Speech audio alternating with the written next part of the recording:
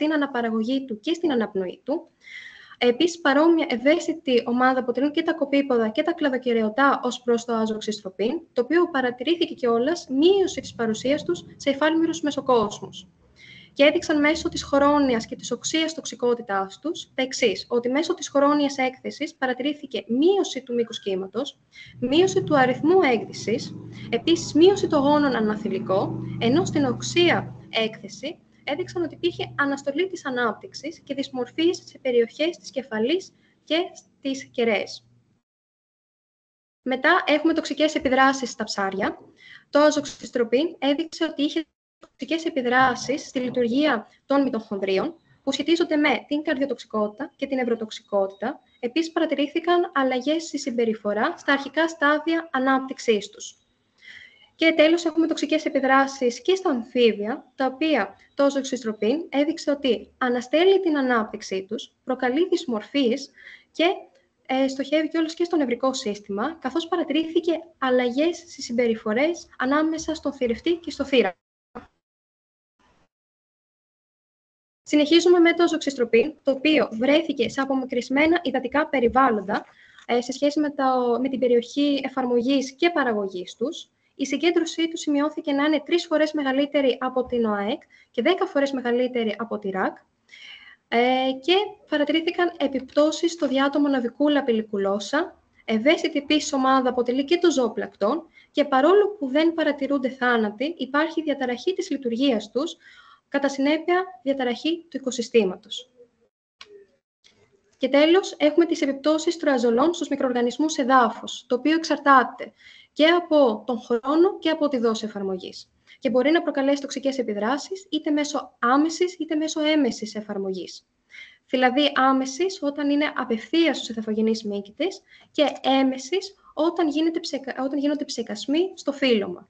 Και αυτή η επανειλημμένη εφαρμογή δημιουργεί διαταράσεις για την ακρίβεια σε μεγάλο βαθμό την δομή μικροχλωρίδας του εδάφους, μπορεί να μειώσει την δραστηριότητα των μικροβιακών ενζύμων και να μειώσει ακόμα και τον μικροβιακό πληθυσμό. Χαρακτηριστικό παράδειγμα αποτελεί και το τουποκοναζόλ, το οποίο μέσω της επανειλημμένης εφαρμογής οδήγησε σε μείωση του ποσοστού άνθρακα στη μικροβιακή βιομάζα καθώς και στη βακτηριακή βιοποικιλότητα. Γενικότερα, θα πρέπει να υπάρχει γνώση των κινδύνων από τη χρήση των χημικών ενώσεων, θα πρέπει να εφαρμόζονται κανόνες κατά τη μεταφορά, αποθήκευση και εφαρμογή αυτών των προϊόντων. Η εκπαίδευση θα πρέπει να είναι σε παγκόσμιο επίπεδο, καθώς η λανθασμένη χρήση τους δεν αφορά μόνο τη μία χώρα ή τη μία περιοχή, αλλά είναι σε παγκόσμιο επίπεδο. Και η χορήγηση των φυτοφαρμάκων θα πρέπει να γίνονται από ειδικά εκπαιδευμένους γεωπόνους. Σας ευχαριστώ πάρα πολύ για την προσοχή σας.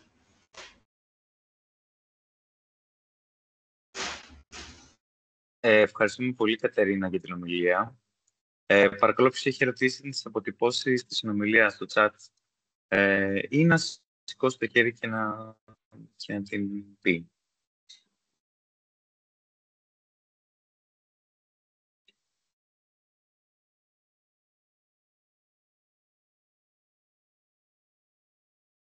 Θα δώσουμε λίγο χρόνο για τυχόν απορίες που θέλουν να γράψουν.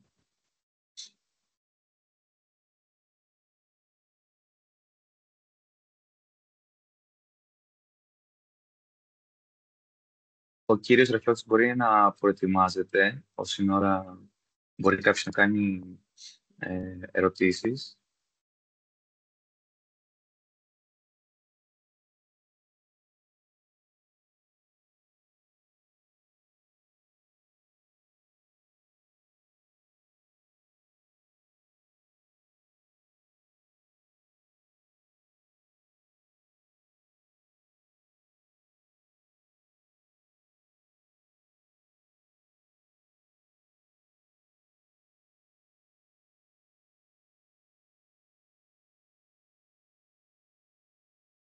Ωραία, δεν βλέπω κάτι για την ώρα.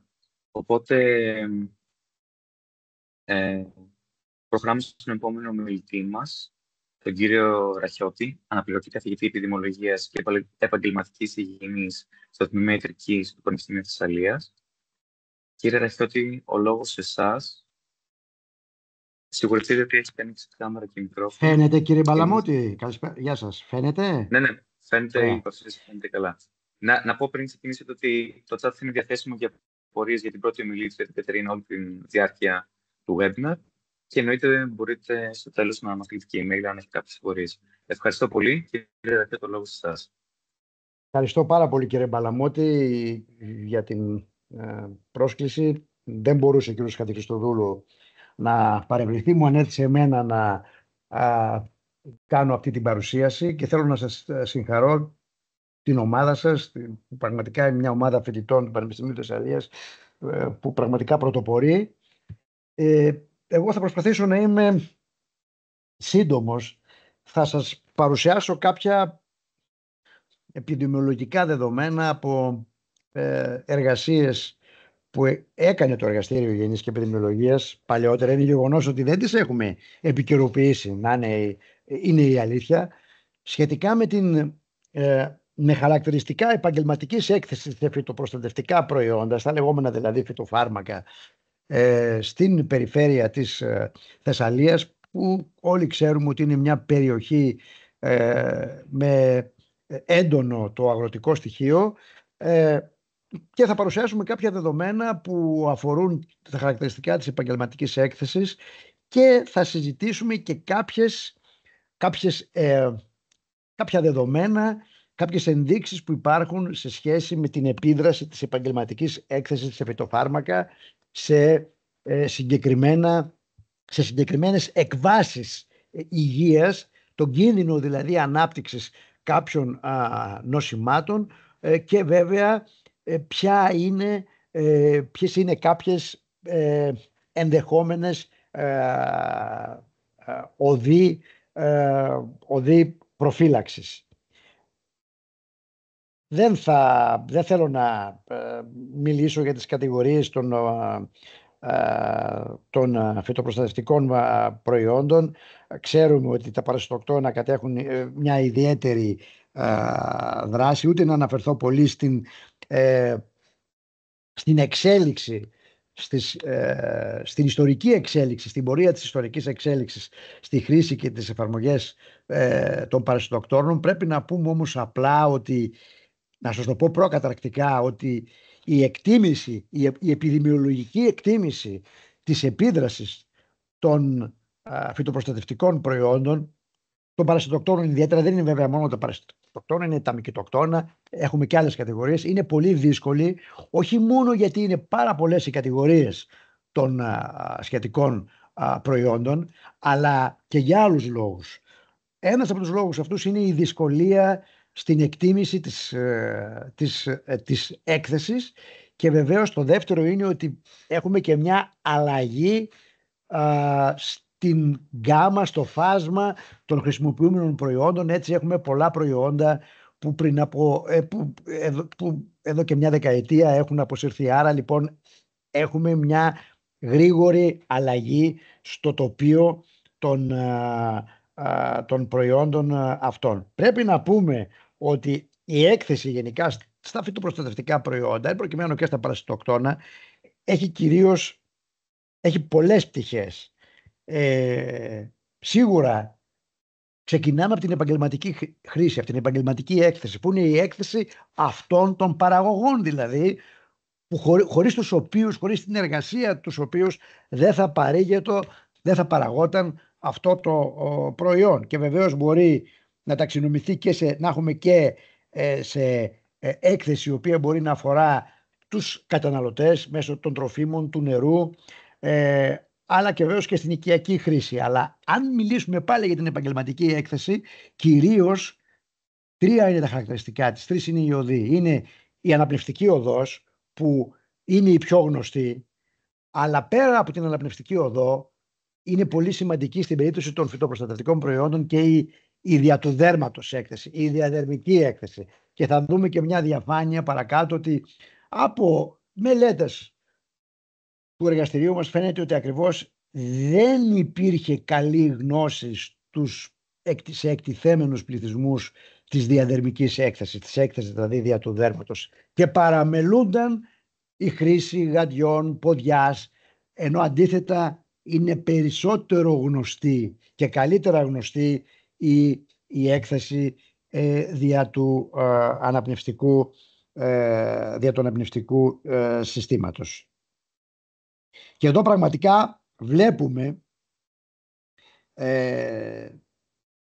σε σχέση με την χρήση των μέσων ατομικής προστασίας στην Θεσσαλία, ότι ενώ βλέπουμε ότι σχετικά η μάσκα ήταν μαζί με το καπέλο τα πιο συχνά χρησιμοποιούμενα μέσα. Το καπέλο έχει και την ευρύτερη έννοια της προστασίας από την ηλιακή ακτινοβολία. Βλέπουμε ότι η ποδιά είχε πολύ χαμηλό ποσοστό και όπως και η χρήση στολής. Άρα λοιπόν υπάρχει μια υποβάθμιση πολλές φορές της σημασίας της διαδερμικής έκθεσης, της απορρόφησης δηλαδή στο πλαίσιο της επαγγελματικής έκθεσης των φυτοφαρμάκων, των φυτοπροστατευτικών προϊόντων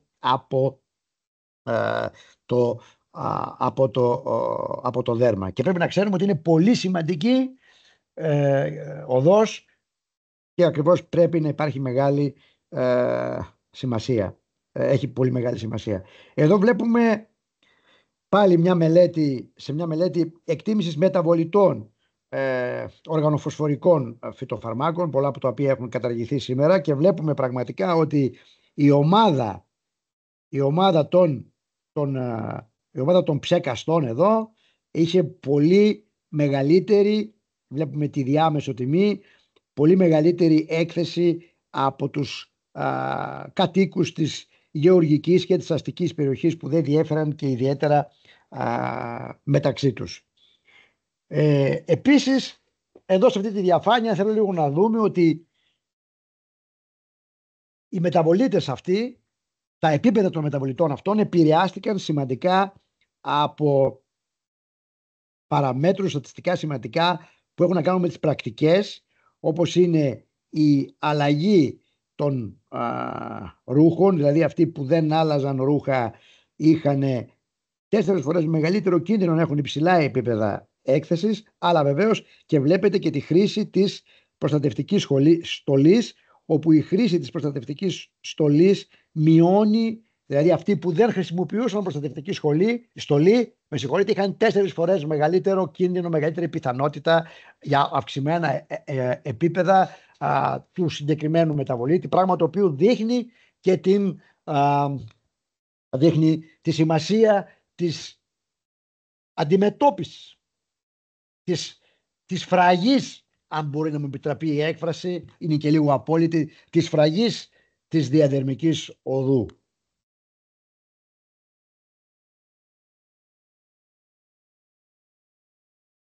Θέλω να φύγω, δεν θέλω να σας ταλαιπωρήσω, να μιλήσουμε λίγο για γενικά οι επιπτώσεις της οξείας έκθεσης σε φυτοπροστατευτικά προϊόντα, κυρίως στα οργανοφωσφορικά, κυρίως έχουν να κάνουν με την περίσσια ακετυλοχολίνη, στο λεγόμενο χολινουργικό σύνδρομο. Έχουμε πρώιμα συμπτώματα, όπως είναι κεφαλαλγίες, αδυναμία, καταβολή, και έχουμε πιο όψιμα την εφίδρωση, τη ιελόρια, τα χολινεργικά δηλαδή συμπτώματα, και μπορεί βεβαίως να έχουμε σοβαρή έκβαση όταν έχουμε έκθεση σε μεγάλα επίπεδα.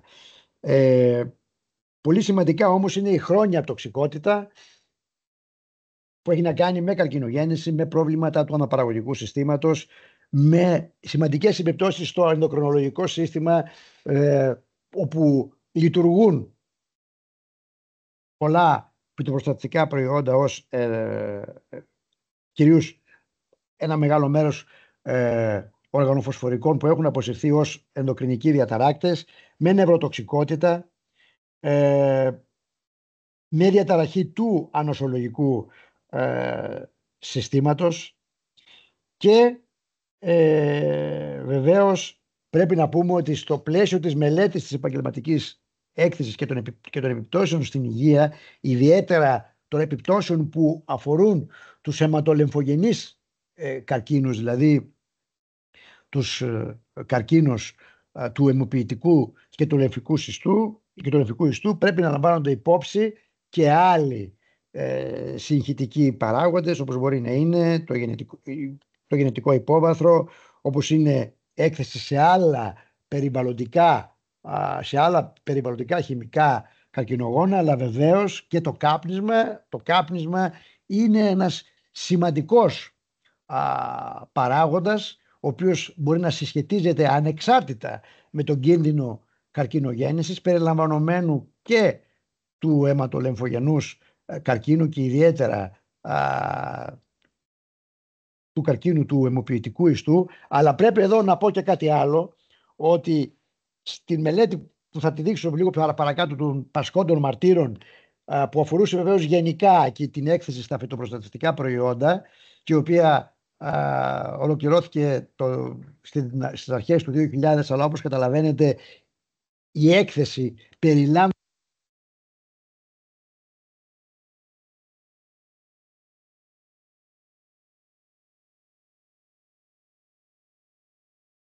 Κύριε Ραχιώτη, έχουμε χάσει τον ήχο.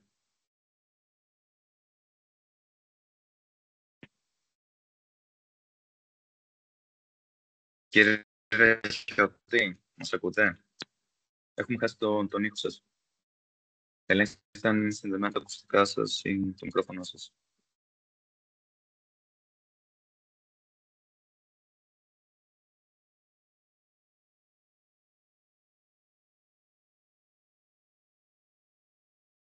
Όχι, δεν έχουμε κάτι ακόμα.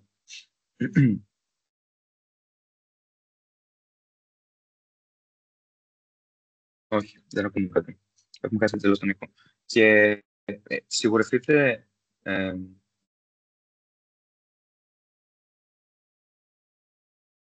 αν είστε ενσύρματα τα ακουστικά, σιγουρευτείτε ότι είναι συνδεμένα.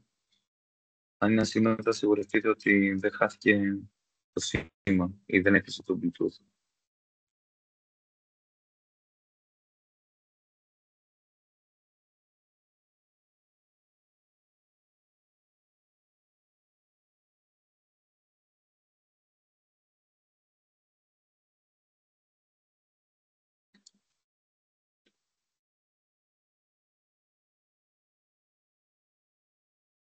Δεν ακούμε κάτι ακόμα.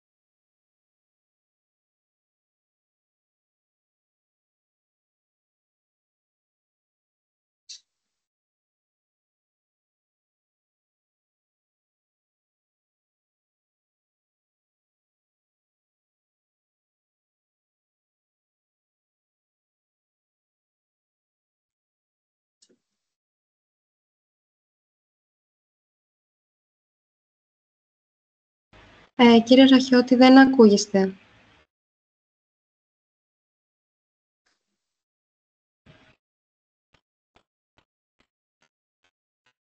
Να υπενθυμίσω για τους ακροατές και για τους συνδεμένους ότι μπορείτε σε κάθε περίπτωση να συνδεθείτε στα social media της ομάδας μας, που υπάρχουν αναρτημένα σε link στο chat, στην ομιλία, στις κλήσεις μας.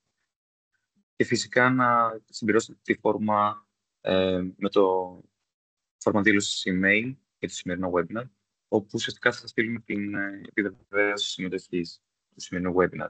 Σιγουρευτείτε ότι το όνομα είναι σωστά όπως θα το δηλώσετε στο να αναγράφετε πάνω, γιατί θα είναι αυτό που θα αναγράφετε πάνω στη δήλωση συμμετοχής. Και μας συγχωρείτε για την αμηχανία που δεν υπάρχει.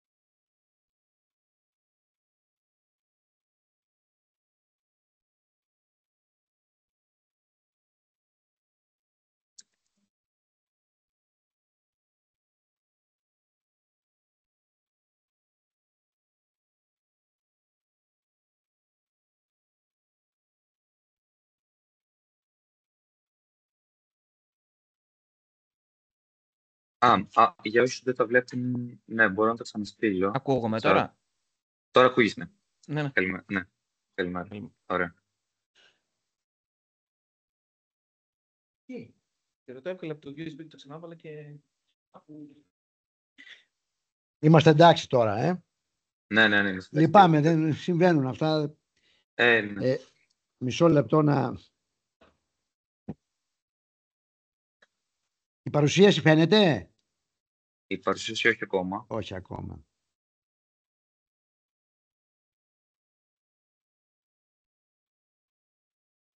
Μέχρι εδώ ακουγόμουνα.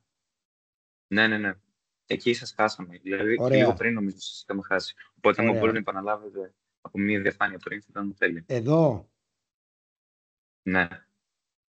Ναι, μιλήσαμε, κάναμε μια γρήγορη αναφορά στις επιπτώσεις στην υγεία. Στο σημείο του καπνίσματος, έμεινε το σημείο του καπνίσματος, ακούστηκε? Νομίζω πως το όχι. Ναι, το ακούσαμε. Ωραία. Ωραία. Ωραία, λοιπόν.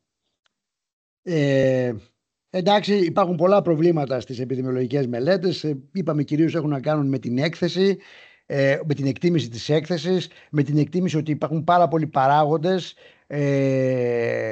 που και κάποιοι από αυτούς ότι είναι μεταβαλλόμενος ο αριθμός των φυτοπροστατευτικών προϊόντων και βεβαίως αυτό που απασχολεί περισσότερο είναι η χρόνια τοξικότητα και κυρίως, όπως είπαμε, ο κίνδυνος ανάπτυξης καρκίνων. Πρέπει να πούμε ότι, και εδώ φαίνεται σε αυτή την διαφάνεια, ότι κυρίως η διαφοροποίηση εδώ έχει να κάνει με το γεγονός ότι για τους καρκίνους των συμπαγών οργάνων, δηλαδή του προστάτη, του παγκρέατος, του μαστού, του πνεύμονα, του εγκεφάλου, τα δεδομένα είναι περιορισμένα τα επιδημιολογικά που να υποδεικνύουν κάποια συσχέτιση. Αντίθετα, χωρίς βεβαίως να είναι σίγουρο, για τους καρκίνους, τους λεγόμενους αιματολεμφογενείς, του λεμφικού και του αιμοποιητικού ιστού, κυρίως για το λέμφωμα non-Hodgkin, για τις λευχαιμίες και για το πολλαπλό μυέλωμα, εκεί πέρα υπάρχει μεγαλύτερη συμβατότητα και σταθερότητα των ευρημάτων, χωρίς, επαναλαμβάνω, ακόμα να μπορούμε να μιλήσουμε για αιτιολογική σχέση, αλλά εκεί συγκεντρώνεται το ενδιαφέρον περισσότερο της κοινότητας. Και βεβαίως βλέπουμε και εδώ ότι κάποιες μεγάλες μελέτες από την Αμερική έδειξαν ότι έκθεση σε ένα συγκεκριμένο φυτοπροστατευτικό προϊόν στη γεωργία συνδέθηκε μετααναλύσεις, μάλιστα. Όχι, δεν είναι μια απλή πρωτότυπη εργασία, είναι μια μεταανάλυση εργασιών προοπτικών μελετών που δείχνουν ακριβώς ότι η ενασχόληση με τη γεωργία κατέδειξε 34% αυξημένο κίνδυνο για λέμφωμα non-Hodgkin. Αλλά όλα αυτά δεν μπορεί να λεχθεί ότι υπάρχει αιτιολογική σχέση ανάμεσα στην έκθεση σε φυτοπροστατευτικά προϊόντα και στο λέμφωμα non-Hodgkin. Επίσης υπάρχουν κάποια δεδομένα που δείχνουν ακριβώς ότι η υπόθεση ότι η έκθεση σε φυτοπροστατευτικά προϊόντα κυρίως όργανο-φωσφορικά ή όργανο-χλωριωμένα υπάρχουν κάποια δεδομένα που υποδεικνύουν αυξημένο κίνδυνο στους εκτεθειμένους σε σχέση με τους μη εκτεθειμένους. Και εδώ να πούμε και δύο πράγματα για μια μελέτη πάσχοντων μαρτύρων που έγινε από τα δύο νοσοκομεία της Λάρισσας. Δηλαδή βρήκαμε πάσχοντες από αιματολεμφογενή νεοπλάσματα και υγιείς που πάσχαν δηλαδή από άλλο άσχετο νόσημα και τους συγκρίναμε για διάφορους παράγοντες, μεταξύ των οποίων ήταν και η έκθεση στα φυτοφάρμακα. Και βεβαίως πράγματι αφού λάβαμε υπόψη και εξουδετερώσαμε ανεξάρτητους παράγοντες όπως είναι το κάπνισμα, όπως είναι η ηλικία, όπως είναι ο οικογενειακό ιστορικό για το οικογενειακό ιστορικό ανάπτυξη αιματολεμφογενούς νοσήματος, τελικά φάνηκε, και το βλέπετε με τον αστερίσκο εκεί που είναι στατιστικά σημαντικά, ότι ακριβώς η επαγγελματική έκθεση στα φυτοπροστατευτικά προϊόντα συνδέθηκε σε στατιστικά σημαντικό βαθμό, ιδιαίτερα γενικά με αιματολεμφογενείς καρκίνους εδώ στην πρώτη στήλη, αλλά και ειδικότερα με πολλαπλό, με λευκαιμία, ενώ όσον αφορά το πολλαπλό λιμιέλωμα και λεμφώματα, υπήρχε ένας αυξημένος κίνδυνος, αλλά δεν ήταν στατιστικά σημαντικός, γιατί όπως βλέπετε τα διαστήματα εμπιστοσύνης στην παρένθεση περιλαμβάναν τη μονάδα.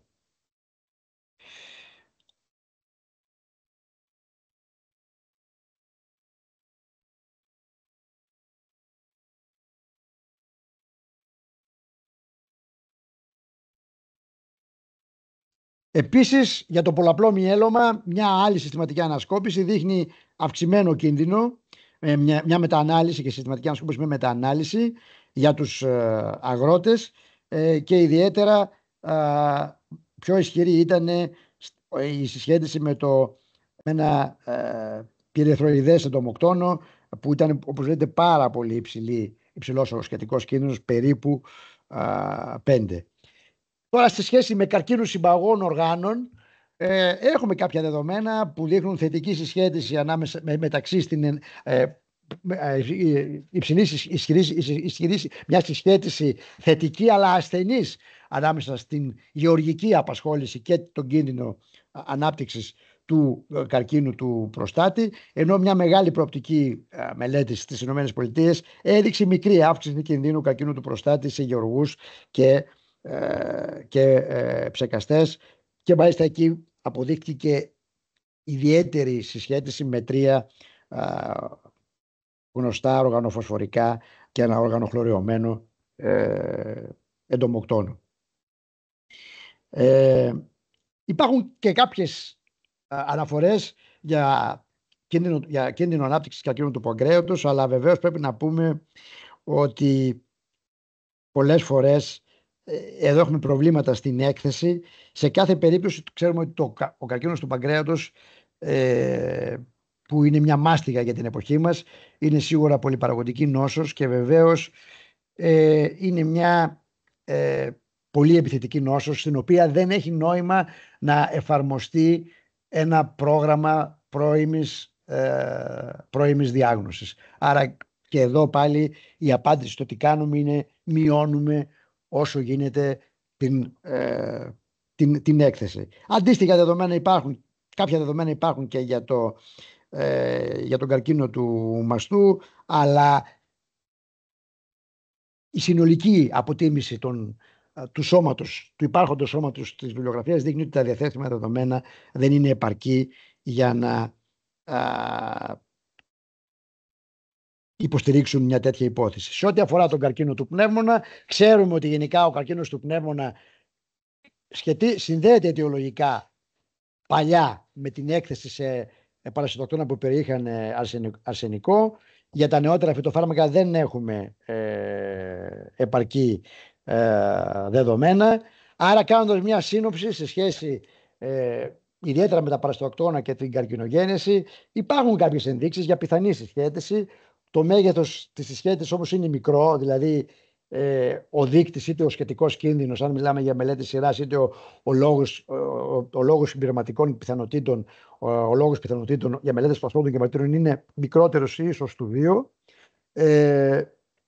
Έχουμε λίγα δεδομένα, ενώ έχουμε πολλές μελέτες, έχουμε λίγα δεδομένα που να συσχετίζουν τον κίνδυνο με συγκεκριμένες δραστικές ουσίες, δηλαδή φυτοπροστατευτικών προϊόντων, και επίσης έχουμε πολύ λίγα δεδομένα που να δείχνουν τη δοσοεξάρτηση. Δηλαδή, ακριβώς επειδή έχουμε πρόβλημα εκτίμησης έκθεσης, είναι δύσκολο να μιλήσουμε και για δοσοεξάρτηση, που είναι ένα στοιχείο που μας υποδεικνύει πιθανή αιτιολογική σχέση. Δηλαδή, αν αυξάνεται η έκθεση, να αυξάνεται και ο κίνδυνος ανάπτυξης του συγκεκριμένου νοσήματος. Έχουμε όμως πολύ λίγα στοιχεία για τη δοσοεξάρτηση. Επίσης, έχουμε μεγάλη ετερογένεια. Οι συστηματικές ανασκοπήσεις δείχνουν μεγάλη ετερογένεια, δηλαδή έχουμε πολύ διαφορετικά αποτελέσματα και είναι δύσκολη η σύνθεση, και βεβαίως πολλές φορές ο χρόνος στον οποίο πραγματοποιήθηκε η έκθεση συνεπάγεται και διαφορετικό φάσμα δραστικών ουσιών. Δηλαδή μπορεί να έχουμε πολλά προϊόντα και κάποια από αυτά μπορεί πλέον να μην χρησιμοποιούνται.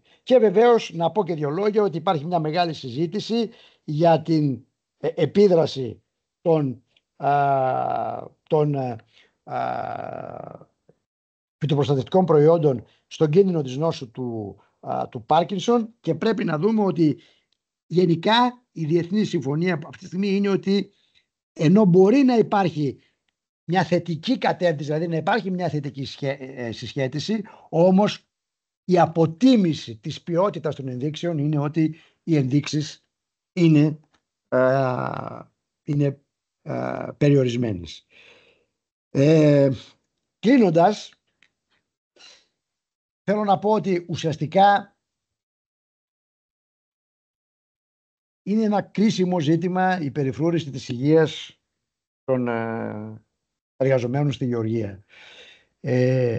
Αυτή τη στιγμή αυτό που μπορούμε να πούμε είναι ότι, και ξέχασα να σας το πω, ότι και στη μελέτη που κάναμε με τους αιματολιφογενείς καρκίνους φάνηκε ότι αυτοί που λαμβάναν μέτρα, φορούσαν μέσα ατομικής προστασίας, αλλά και αυτοί οι οποίοι τηρούσαν τις οδηγίες ασφάλειας με βάση τα MSDS, αυτοί είχαν και μικρότερο κίνδυνο, στατιστικά σημαντικά μικρότερο κίνδυνο, να συσχετιστεί η έκθεση με κάποια από τις εκβάσεις του αιματολυμφογενούς καρκίνου, όπως επίσης πάρα πολύ σημαντικό είναι και η αποφυγή και του καπνίσματος γενικά, αλλά και του καπνίσματος τη στιγμή της έκθεσης, ιδιαίτερα τη στιγμή των ψεκασμών, γιατί λόγω των εισπνοών που κάνουν επιπρόσθετα λόγω του τσιγάρου, αυτό σημαίνει ότι αυξάνεται και η συγκέντρωση της δραστικής ουσίας που εισπνέεται από τους ψεκαστές. Αυτά ήθελα να σας πω. Είμαι στη διάθεσή σας για οποιοδήποτε ερώτηση, παρέμβαση, σχόλιο. Ευχαριστούμε για την ομιλία, κύριε Ραχιώτη, πάρα πολύ και ήταν πολύ ενδιαφέρουσα. Παρακαλώ, όποιος έχει ερωτήσει να τις αποτυπώσει στην ομιλία ή να σηκώσει χέρι, να το raise a hand και να ανοίξει μικρόφωνο και να την πει. Μέχρι τότε θα ήθελα εγώ να κάνω κάποιες ερωτήσεις. Ήθελα να πω,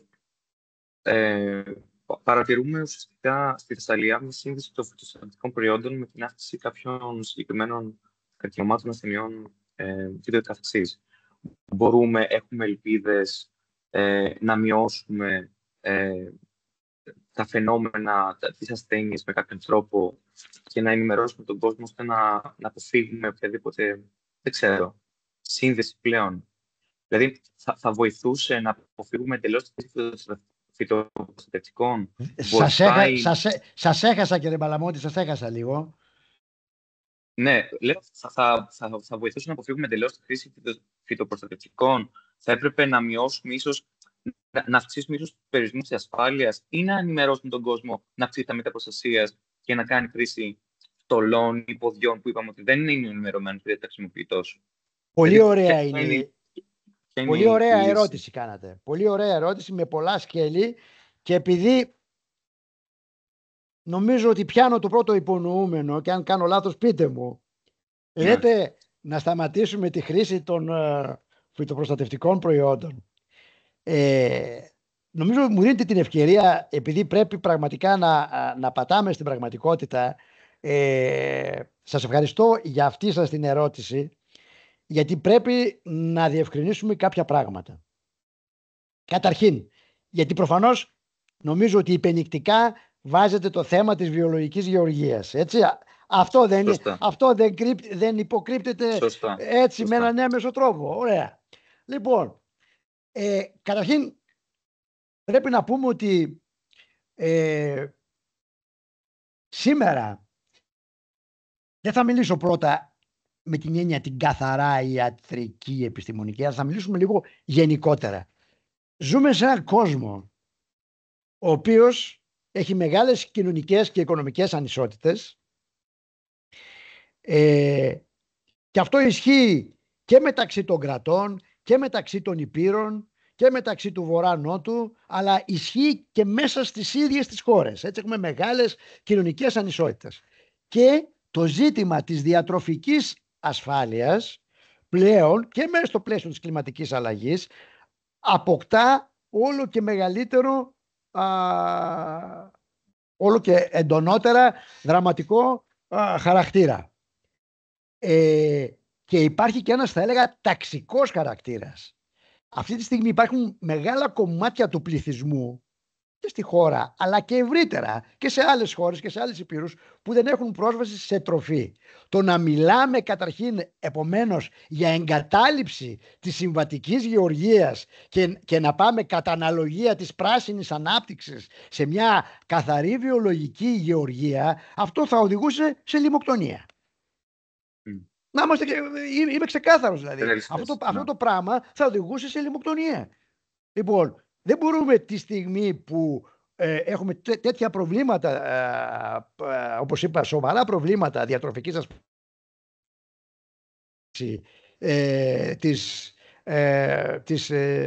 της συμβατικής γεωργίας. Αυτό που μπορεί να γίνει είναι σίγουρο ότι μπορούν να ληφθούν μέτρα και έχουν ληφθεί μέτρα, έτσι. Και ακόμα και με τα συμβατικά φυτοπροστατευτικά προϊόντα η κατάσταση είναι πάρα πολύ καλύτερη σε σχέση με το παρελθόν. Βεβαίως πολλά πρέπει να γίνουν. Και εμείς, αν θέλετε, εδώ σε εργαστήριο πρέπει, γιατί έγιναν κάποιες δουλειές στο παρελθόν, πρέπει να ξαναπιάσουμε το νήμα. Αλλά δεν έχουμε και κάποιο δεδομένο. Δηλαδή, μπορεί να υπάρχουν κάποια δεδομένα ότι αυτοί οι οποίοι καταναλώνουν βιολογικά προϊόντα έχουν μικρότερες ποσότητες κάποιων προϊόντων φυτοφαρμάκων στο αίμα τους. Αλλά αυτή τη στιγμή δεν έχουμε και κάποιο δεδομένο ότι η χρήση βιολογικών προϊόντων προστατεύει έναντι συγκεκριμένων εκβάσεων. Αλλά και πάλι σας λέω ότι αν μπούμε σε τέτοιες λογικές, τότε τα πράγματα θα επιδεινωθούν πολύ περισσότερο.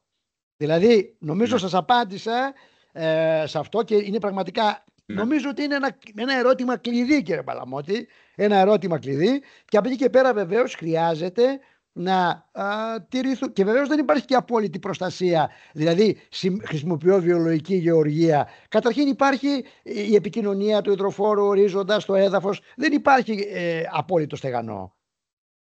Από εκεί και πέρα βεβαίως χρειάζεται και η λήψη των συγκεκριμένων μέτρων και η βιοπαρακολούθηση των εκτεθειμένων και επιδημιολογικές μελέτες, αλλά κυρίως η λήψη των μέτρων προστασίας, τα οποία είναι σε πολλά επίπεδα. Είναι και τα μέσα ατομικής προστασίας, αλλά είναι και οι πρακτικές, όπως για παράδειγμα η πρακτική αυτή του καπνίσματος, του παράλληλου καπνίσματος τη στιγμή που γίνονται οι ψεκασμοί. Δεν ξέρω αν σας κάλυψα, αλλά νομίζω ότι με καλύψατε. Προσπάθησα να απαντήσω, μπορεί να μίλησα και λίγο πιο έτσι έντονα. Σε πολύ μεγάλο βαθμό. Ναι, ευχαριστούμε πολύ. Ευχαριστούμε πραγματικά.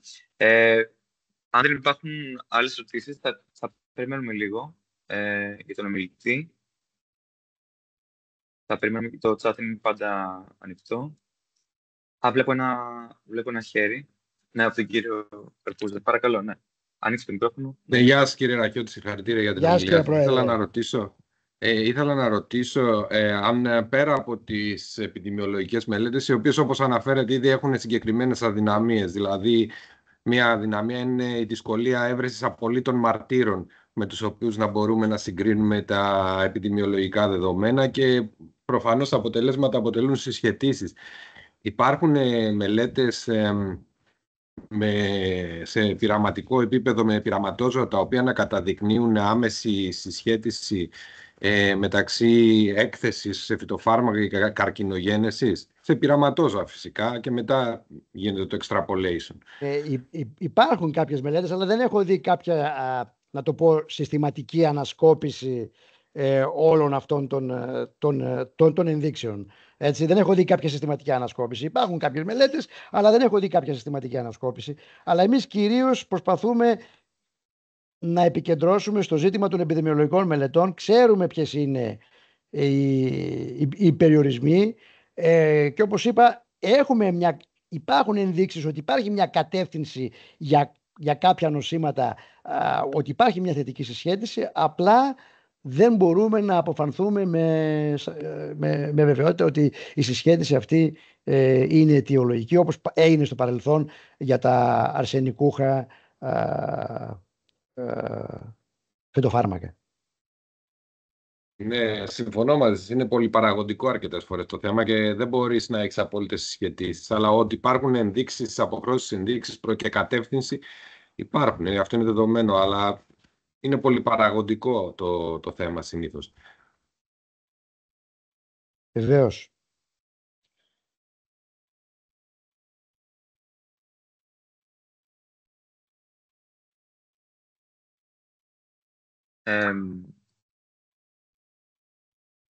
Βλέπω μια ερώτηση στο chat. Ναι, ποια είναι η ερώτηση? Κύριε Ραχιώτη, θεωρείτε ότι το επίπεδο εκπαίδευσης για τη χρήση MAP στη χώρα μας είναι ικανοποιητικό, πολιτικές, θετική κουλτούρα κλπ? Συγγνώμη, αν είναι ικανοποιητικό, Το επίπεδο...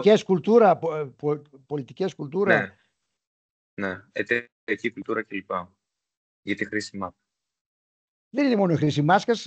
Έχουν γίνει πολλά βήματα. Νομίζω ότι πραγματικά μπορούν να γίνουν πολλά περισσότερα, γιατί έχουμε και πληθυσμούς πλέον και ειδικούς πληθυσμούς μεταναστών και τα λοιπά, οι οποίοι μπαίνουν στο πεδίο. Άρα πάντα χρειάζεται, είναι ένας τομέας που χρειάζεται να γίνουν παρεμβάσεις, και σε αυτό είναι σημαντικός ο ρόλος και των γεωπόνων, έτσι, που έχουν καταλυτικό ρόλο, και βεβαίως γενικότερα και των επαγγελματιών και ημών των επαγγελματιών υγείας. Άρα μπορούν να γίνουν πολλά πράγματα και να δοθεί και έμφαση, επαναλαμβάνω, και σε νέους πληθυσμούς, σε πληθυσμούς με νέα ποιοτικά χαρακτηριστικά που εμπλέκονται στον τομέα και ενδεχομένως είναι πιο ευάλωτοι.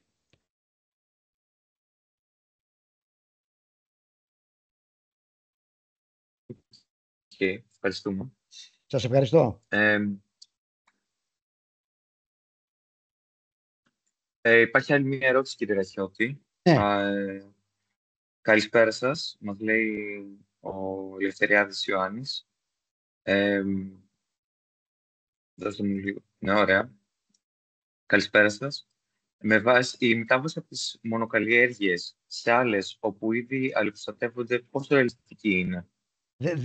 Δεν σας άκουσα. Η μετάβαση από τις μονοκαλλιέργειες σε άλλες όπου ήδη αλληλοπροστατεύονται, πόσο ρεαλιστική είναι? Όπου τα είδη, υποθέτω, εννοεί ότι αλληλοπροστατεύονται τα είδη. Πόσο ρεαλιστική είναι? Αλληλοπροστατεύονται. Τα είδη καλλιέργειες, από ό,τι καταλαβαίνω. Ναι, με ποια έννοια είναι η προστασία? Η οικονομική προστασία μέσω των ενισχύσεων? Τι εννοεί με αλληλοπροστατεύονται? Δεν καταλαβαίνω την έννοια της ερώτησης. Αν μπορεί ο κύριος Ελευθεριάδης να ανοίξει μικρόφωνο ή να συμπληρώσει την ερώτηση.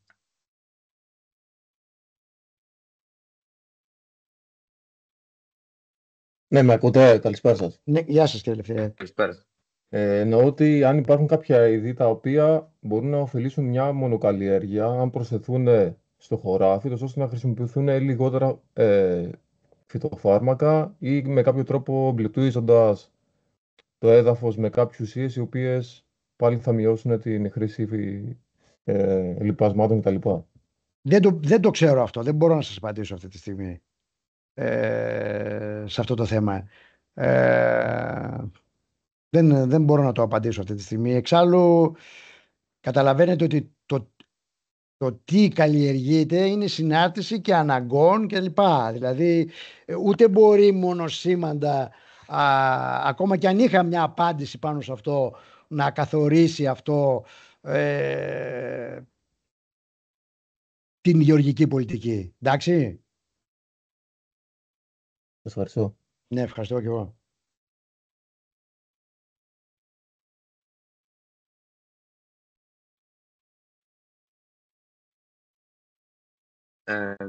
Θα δώσουμε λίγο χρόνο ακόμα, αν υπάρχει Ναι. κάποιος που γράφει στο chat. Σε κάθε περίπτωση, να ενημερώσω ξανά τους ακροατές και το κοινό ότι υπάρχουν διαθέσιμοι στο chat τα link της ομάδας μας, όπου μπορούν να δηλώσουν στη φόρμα συμμετοχή στο email τους για να τους έρθει βεβαίωση σε παρακολούθηση και φυσικά τα social media της ομάδας για να ενημερώνονται για το επόμενο event. Αν δεν υπάρχουν άλλες ερωτήσεις, θα πραγματοποιήσουμε ένα 10 λεπτό διάλειμμα μέχρι τις 12 και 10, ας πούμε, και επιστρέφουμε τον επόμενο μιλητή μας, τον κύριο Καρπούζα. Οπότε, ναι, δίνω 1 λεπτό, 2 για ερωτήσεις πιθανές ακόμα και επανερχόμαστε στα 10 λεπτά. Ευχαριστώ πολύ.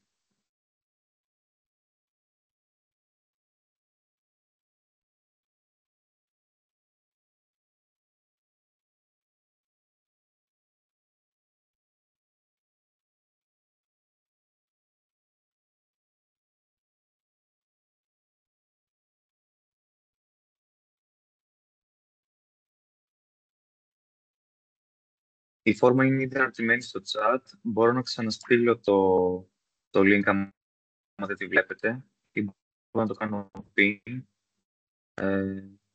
Ωραία, αυτό το βλέπετε κάτι, θα το κάνω με ένα ακόμη copy-paste.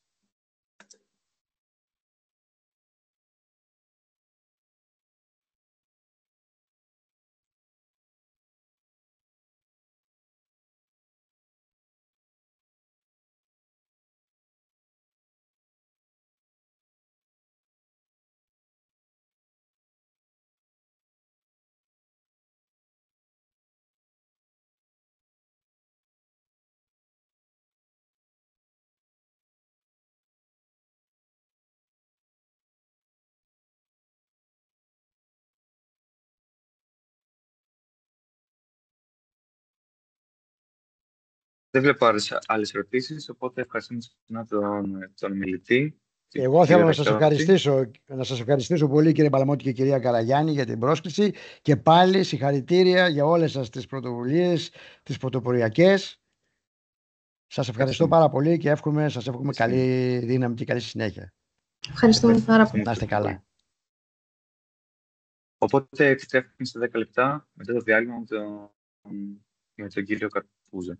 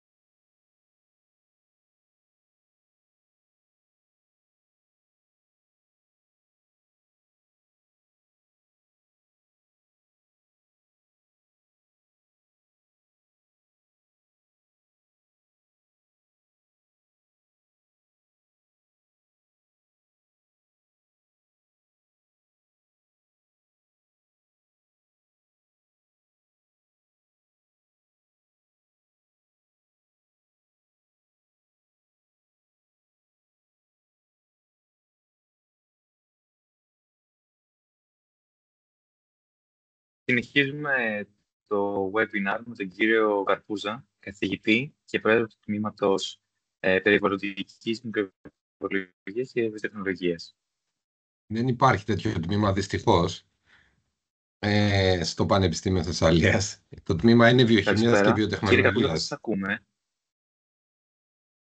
Δεν με ακούτε? Εγώ σας ακούω, πάντως. Μ' ακούτε οι υπόλοιποι? Όχι, τότε μόνο εγώ σας ακούω. Ναι, μια Τότε χαρά. μάλλον Ωραία, εσύ δεν μας τέκνο. Ωραία. Ευχαριστούμε. Ναι, συνεχίστε. Λοιπόν, επαναλαμβάνω ότι δεν υπάρχει τέτοιο τμήμα, δυστυχώς, στο Πανεπιστήμιο Θεσσαλίας. Είμαι πρόεδρος του τμήμα βιοχημίας και βιοτεχνολογίας. Απλά το αντικείμενό μου είναι η περιβαλλοντική μικροβιολογία και βιοτεχνολογία, για να το διευκρινίσουμε λίγο. Οπότε θα κάνω διαμοιρασμό της οθόνης μου.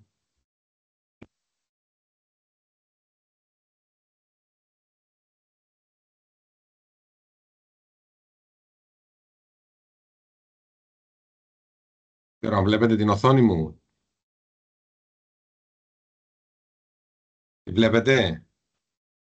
Ναι, μια χαρά. Σε πλήρη παρουσίαση. Ναι, σε πλήρη. Ναι. Τέλεια. Και αλλάζουν οι διαφάνειες.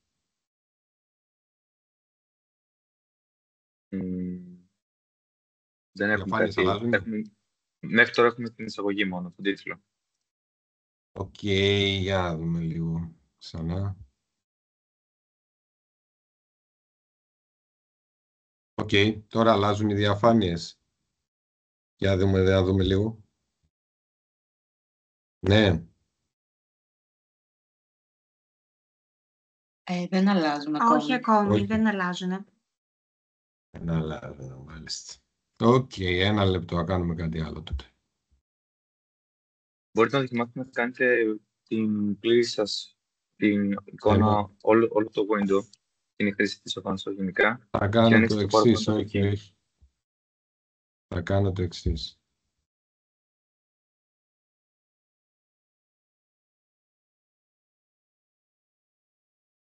Τώρα,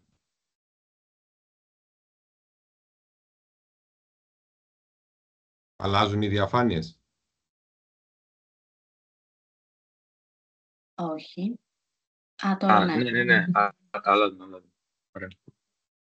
Ωραία. Λοιπόν, καλημέρα για από μένα. Ευχαριστώ πάρα πολύ για την πρόσκληση και θα ευχηθώ καλή επιτυχία στην ομάδα σας. Κουβαλάτε μια πολύ μεγάλη κληρονομιά. Η ομάδα iGEM Thessal είναι μάλλον η πιο επιτυχημένη ομάδα iGEM ή iGEM Thessal στην Ελλάδα τα τελευταία 6-7 χρόνια που τρέχει αυτός ο θεσμός. Και είμαι σίγουρος ότι θα τα πάτε περίφημα στο διαγωνισμό. Σας εύχομαι καλή επιτυχία. Άλλωστε η ομάδα iGEM είναι ουσιαστικά παιδί του τμήματος βιοχημίας και βιοτεχνολογίας, έτσι το βλέπουμε εμείς και φυσικά θα προσπαθήσουμε να βοηθήσουμε όσο μπορούμε. Λοιπόν, εγώ θα αλλάξω λίγο πίστα. Θα μιλήσω για την επίδραση των γεωργικών φαρμάκων όχι στους ανώτερους ζωικούς οργανισμούς, αλλά στους μικρούς οργανισμούς που δεν μπορούμε να τους δούμε με το γυμνό μάτι, αλλά μπορούμε να τους δούμε κάτω από το μικροσκόπιο, οι οποίοι όμως φαίνεται ότι έχουν πάρα πολύ σημαντικό ρόλο στη λειτουργία του οικοσυστήματος και τους έχουμε αναγνωρίσει την συνεισφορά τους, αρχίζουμε και αναγνωρίζουμε τη συνεισφορά τους τα τελευταία χρόνια. Θα μιλήσω λοιπόν για την επίδραση των γεωργικών φαρμάκων στους μικροοργανισμούς του εδάφους. Θα προεκτείνω λίγο τη συζήτηση και στα κτηνιατρικά φάρμακα. Και θα μου πείτε τώρα πώς τα κτηνιατρικά φάρμακα καταλήγουν στα γεωργικά εδάφη.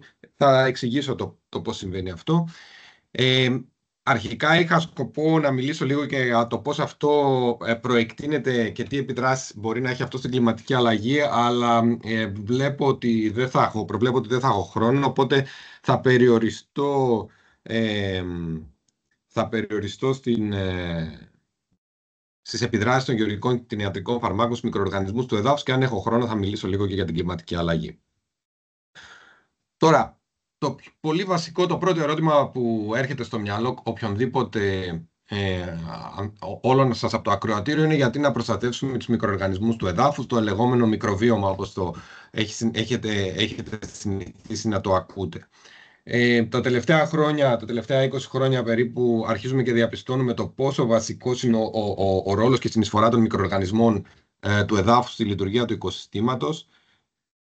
Εδώ έχω απαριθμίσει κάποιες βασικές λειτουργίες που επιτελούν, η οποία η λίστα αυτή δεν είναι πλήρης. Παραδείγματος χάρη συμμετέχουν και ρυθμίζουν την πορεία πολλών βιογεωχημικών κύκλων στο έδαφος και καθορίζουν και τη γονιμότητα του εδάφους, η οποία είναι συνυφασμένη, άμεσα συνδεδεμένη με την παραγωγικότητα των καλλιεργειών, συνεισφέρουν στη δομή και διαμορφώνουν τη δομή του εδάφους, συνεισφέρουν προφανώς στον έλεγχο εχθρών και παθογόνων των φυτών, είναι οι καθαριστές του οικοσυστήματος, καθώς φαίνεται ότι έχουν μοναδικές ικανότητες να απομακρύνουν και να αποτοξικοποιούν οργανικούς και ανόργανους ρήπους από το έδαφος και όχι μόνο. Είναι πολύ σημαντική παραγωγή, αλλά και ταυτόχρονα καταναλωτές των αερίων του θερμοκηπίου και γι' αυτό έχουν ρυθμιστικό ρόλο στις εκπομπές αερίων του θερμοκηπίου. Τι καταλήγει ουσιαστικά στην ατμόσφαιρα από τα αέρια του θερμοκηπίου. Και φυσικά αποτελούν θα έλεγα την πιο πλούσια δεξαμενή γενετικού υλικού για να την αξιοποιήσουμε περαιτέρω σε βιοτεχνολογικές εφαρμογές. Για να σας δώσω ένα παράδειγμα, από βακτήρια του εδάφους προέκυψαν ουσιαστικά τα γενετικά τροπημένα φυτά, τα οποία είναι ανθεκτικά στο glyphosate και ουσιαστικά αποτελούν μια δεξαμενή γενετικού υλικού πολύτιμη για εμάς τους βιοτεχνολόγους. Οι κύριοι οργανικοί ρήποι, τους οργανικούς ρήπους που απαντάμε κυρίως στα γεωργικά εδάφη, θα εστιάσω στα γεωργικά εδάφη, είναι τα γεωργικά φάρμακα. Προφανής ο λόγος που νομίζω αποτελούν σημαντικούς οργανικούς ρήπους, τα κτηνιατρικά φάρμακα και τα πλαστικά. Τα τελευταία χρόνια τα πλαστικά, ενώ θεωρούσαμε ότι αποτελούν τον πιο σημαντικό ρήπο στα θαλάσσια οικοσυστήματα, πλέον έχουμε καταλάβει, έχουμε αντιληφθεί ότι το έδαφος είναι η μεγαλύτερη δεξαμενή πλαστικών στον πλανήτη μας. Και από εκεί τα πλαστικά καταλήγουν σε όλα τα επιφανειακά υδροφόρα συστήματα. Από αυτούς τους οργανικούς ρήπους τα κτηνιατρικά φάρμακα καταλήγουν με έμεσο τρόπο στα γεωργικά εδάφη, ενώ τα γεωργικά φάρμακα είναι τα μόνα από αυτούς τους οργανικούς ρήπους τα οποία εφαρμόζονται στο γεωργικό περιβάλλον και καταλήγουν προφανώς και στα γεωργικά εδάφη. Ο κ. Ραχιώτης έκανε μια πολύ ωραία εισαγωγή για τα συνθετικά γεωργικά φάρμακα.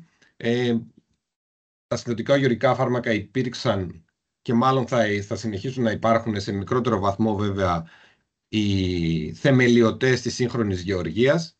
Βοηθούν στην αύξηση της απαραγωγής, στις αυξανόμενες απαιτήσεις για να καλύψουμε τον αυξανόμενο πληθυσμό, ανθρώπινο πληθυσμό στη γη.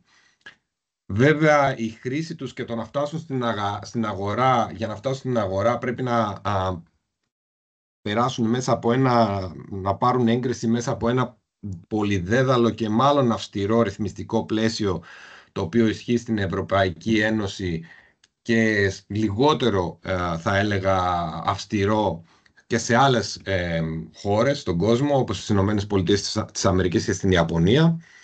Απ' την άλλη βέβαια τα γεωργικά φάρμακα αποτελούν ρυπαντές προτεραιότητας για στα υδάτινα οικοσυστήματα. Περίπου το 1 τρίτο των ρυπαντών προτεραιότητας στην κοινοτική οδηγία για τα νερά είναι γεωργικά φάρμακα. Είναι σημαντικοί ρυπαντές των εδαφών.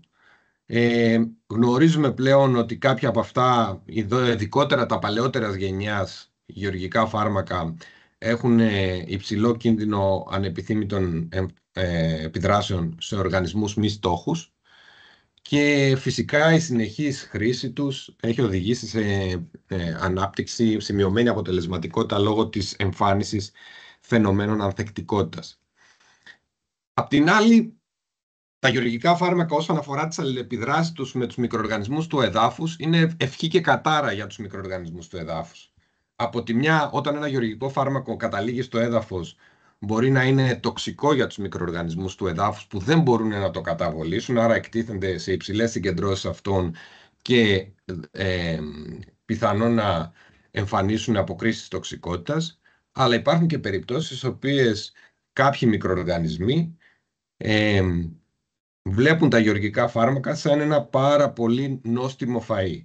Έχουν την ικανότητα λοιπόν κάποιοι μικροοργανισμοί να διασπούν πολύ αποτελεσματικά κάποια γεωργικά φάρμακα και να καταναλώνουν τα προϊόντα μεταβολισμού που προκύπτουν ως πηγές ενέργειας, άνθρακα, αζότου, φόσφορου για αυτούς. Άρα μπορεί να είναι και ευχή και κατάρα τα γεωργικά φάρμακα για τους μικροοργανισμούς του εδάφους.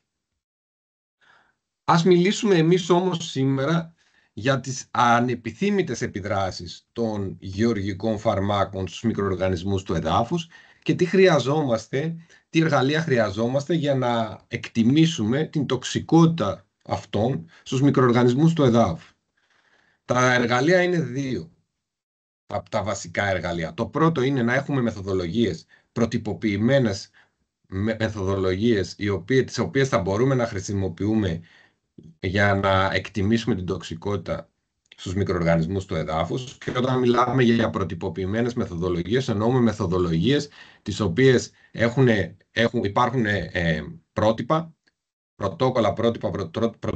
πρωτόκολλα τα οποία πρέπει να ακολουθούμε, και όταν αυτά τα πρωτόκολλα ακολουθούνται από όλους, θα μπορούμε να έχουμε συγκρίσιμα και επαναλαμβανόμενα αποτελέσματα. Και το δεύτερο για το οποίο θα πρέπει να έχουμε είναι μικροβιακοί δείκτες, βιοδείκτες.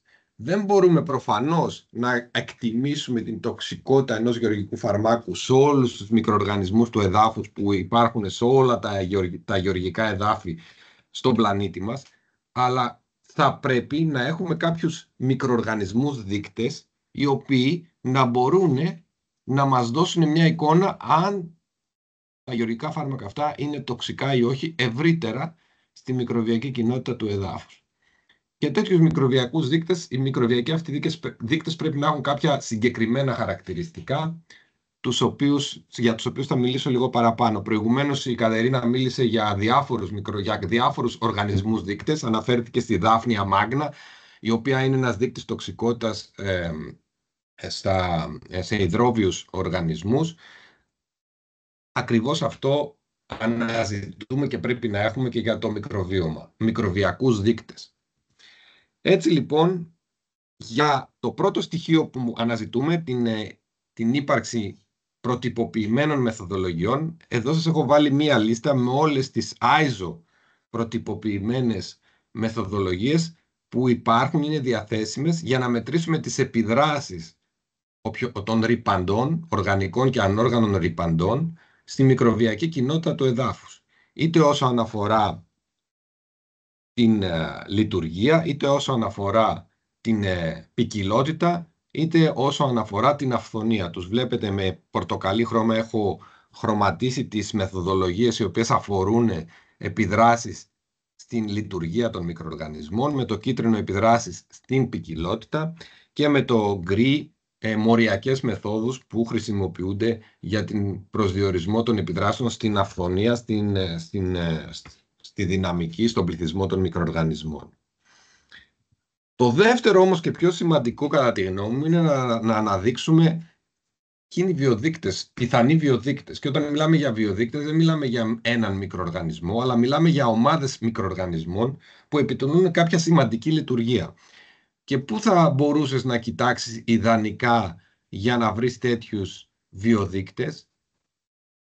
Φυσικά στο κομμάτι όπου τα φυτά αλληλεπιδρούν με τους μικροοργανισμούς, τη ριζόσφαιρα των φυτών. Εκεί επιτελούνται οι πιο σημαντικές λειτουργίες.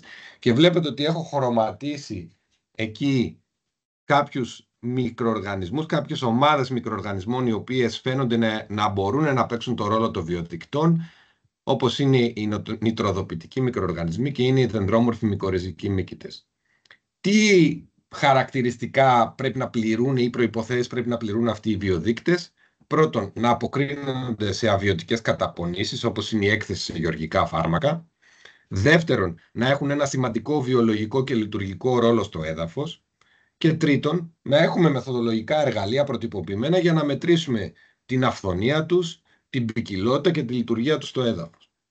Άρα, αυτές οι δύο ομάδες μικροοργανισμών που έχω εγώ αναφέρει, πιθανότατα πληρούν και τις τρεις αυτές προϋποθέσεις. Αλλά ας πάμε να τις δούμε. Η πρώτη ομάδα είναι οι δεντρόμορφοι μικορρυζικοί μύκητες. Για όσους δεν τους γνωρίζουν, είναι υποχρεωτικά συμβιωτικοί μύκητες. Συμβιώνουν στο 95% των φυτικών ειδών που γνωρίζουμε σήμερα στον πλανήτη μας. Ουσιαστικά δημιουργούν ανάλογα με το είδος, αν είναι εκτομικορρυζικοί ή ενδομικορρυζικοί. Για τους δεντρόμορφους μικορρυζικούς μύκητες μιλάμε για ενδομικορρυζικούς μύκητες. Εισέρχονται στο εσωτερικό του ριζικού συστήματος του φυτού χωρίς να προκαλούν παθογένεση και διαμορφώνουν διάφορους σχηματισμούς που τους ονομάζουμε arbuscules, και με αυτές τους μηχανισμούς βοηθούν το φυτό να παραλάβει με αυξημένη αποτελεσματικότητα νερό και θρεπτικά στοιχεία από το έδαφος. Το πιο σημαντικό είναι ότι οι δεντρόμορφοι μικορρυζικοί μύκητες έχουν πολύ σημαντικό ρόλο σε συστήματα χαμηλών εισρωών, δηλαδή σε συστήματα στα οποία δεν έχουμε προσθήκη μεγάλων ποσοτήτων λιπασμάτων, υπερθρέψη των φυτών. Εκεί, σε αυτά τα συστήματα, οι δεντρόμορφοι μικορρυζικοί μύκητες παίζουν πολύ σημαντικό ρόλο στην ικανότητα του φυτού να ανταπεξέρχεται σε αβιωτικές καταπονήσεις. Όταν κάναμε μία μετα-ανάλυση για να δούμε πόσο αποκρίνονται οι δεντρόμορφοι μικορρυζικοί μύκητες στα γεωργικά φάρμακα, βλέπετε στη μετα-ανάλυση που σας έχω εδώ πέρα, από 60 περίπου εργασίες από την παγκόσμια βιβλιογραφία, ότι ως επιτοπλίστων τα χαρακτηριστικά των δεντρόμορφων μικορρυζικών μυκήτων μειώνονται, αποκρίνονται δηλαδή αρνητικά στην έκθεση στα γεωργικά φάρμακα. Κάτω από την τιμή 0 είναι όλες οι μετρήσεις όπου φαίνεται ότι μειώνονται τα διάφορα, έχουμε αρνητική επίδραση στους δεντρόμορφους μικορρυζικούς μύκητες σε φυσιολογικά χαρακτηριστικά τους, έτσι. Η δεύτερη ομάδα βιοδικτών είναι οι τριδοποιητικοί μικροοργανισμοί. Πολύ σημαντική λειτουργία, είναι υπεύθυνη για την μετατροπή των αμμονιακών σε νητρόδι ιόντα, που είναι το πρώτο βήμα στην μετατροπή των αμμονιακών σε νητρικά στην νητροποίηση στο έδαφος, μέσω ενός ενζύμου που ονομάζεται μονοξυγονάση της αμμονίας. Αποτελούνται από 3 διακριτές ομάδες μικροοργανισμών, τα νητροδοποιητικά βακτήρια, τα νητροδοποιητικά αρχαία και τα κόμαμοξ βακτήρια, που είναι θα έλεγα τα νέα αποκτήματα αυτής της ομάδας των νητροδοποιητικών μικροοργανισμών. Είναι οι μοναδικοί μικροοργανισμοί που μπορούν να πραγματοποιήσουν όλη την νητροποίηση σε ένα βήμα εντός του κυτάρου τους. Δηλαδή πάνε ένα βήμα παραπάνω από τα νητροδοποιητικά βακτήρια και αρχαία, όπως βλέπετε εδώ πέρα, και πραγματοποιούν πέραν από τη μετατροπή των αμμονιακών σε νητρόδι και τη μετατροπή των νητροδών σε νητρικά. Όλα αυτή η κατηγορία των νητροδοποιητικών μικροοργανισμών έχουν όλα τα χαρακτηριστικά ενός καλού βιοδείκτη. Πρώτον, ελέγχουν το ρυθμοκαθοριστικό βήμα στον κύκλο του αζότου, είναι ιδιαίτερα ευαίσθητοι σε βιωτικές και αβιωτικές καταπονήσεις και υπάρχουν εργαλεία για να μετρήσουμε τόσο την αυθονία όσο και τη λειτουργία τους. Άρα λοιπόν αποτελούν σημαντικούς ή ιδεατούς, θα λέγαμε, βιοδείκτες. Και πραγματικά, όταν κάναμε μια ανάλογη μεταανάλυση της διεθνούς βιβλιογραφίας για να δούμε ποιες από τις μετρήσεις, θα έλεγαμε, από τα λειτουργικά χαρακτηριστικά των μικροοργανισμών φαίνεται να είναι πιο ευαίσθητα στα γεωργικά φάρμακα, διαπιστώσαμε ότι η αυθονία των νητροδοποιητικών βακτηρίων και των νητροδοποιητικών αρχαίων, όπως αυτή αποτυπώνεται από τον αριθμό αντιγράφων του γονιδίου της μονοξυγονάσης της αμμονίας στο έδαφος, φαίνεται ότι είναι μία από αυτές τις μετρήσεις που συστηματικά είναι ευαίσθητη στην έκθεση στα γεωργικά φάρμακα. Όλες οι μετρήσεις που είναι κάτω από το 0 καταδεικνύουν μια αρνητική απόκριση στην έκθεση στα γεωργικά φάρμακα. Οπότε πραγματικά οι νητροδοποιητικοί μικροοργανισμοί, οι νητροποιητές, είναι μια ομάδα μικροβιακών δικτών που μπορούμε να τη χρησιμοποιήσουμε για να εκτιμήσουμε την τοξικότητα των γεωργικών φαρμάκων στο μικροβίωμα του εδάφους. Προηγουμένως στην ομιλία του κυρίου Ραχιώτη έγινε μία ερώτηση για το πώς μπορούμε να μειώσουμε την εξάρτησή μας από τα συνθετικά γεωργικά φάρμακα. Αυτό είναι μια ελλημμένη απόφαση. Ας μην πάμε, όπως είπε και ο κύριος Ραχιώτης και συμφωνώ απόλυτα, σε ακραίες επιλογές, αλλά υπάρχει μια ελλημμένη απόφαση να μειώσουμε τη χρήση συνθετικών γεωργικών φαρμάκων έως το 2030 κατά 50%. Κάτι το οποίο από ό,τι μαθαίνω εγκαταλείπεται προς το παρόν ο στόχος ή θα μεταφερθεί για πιο μακροπρόθεσμα.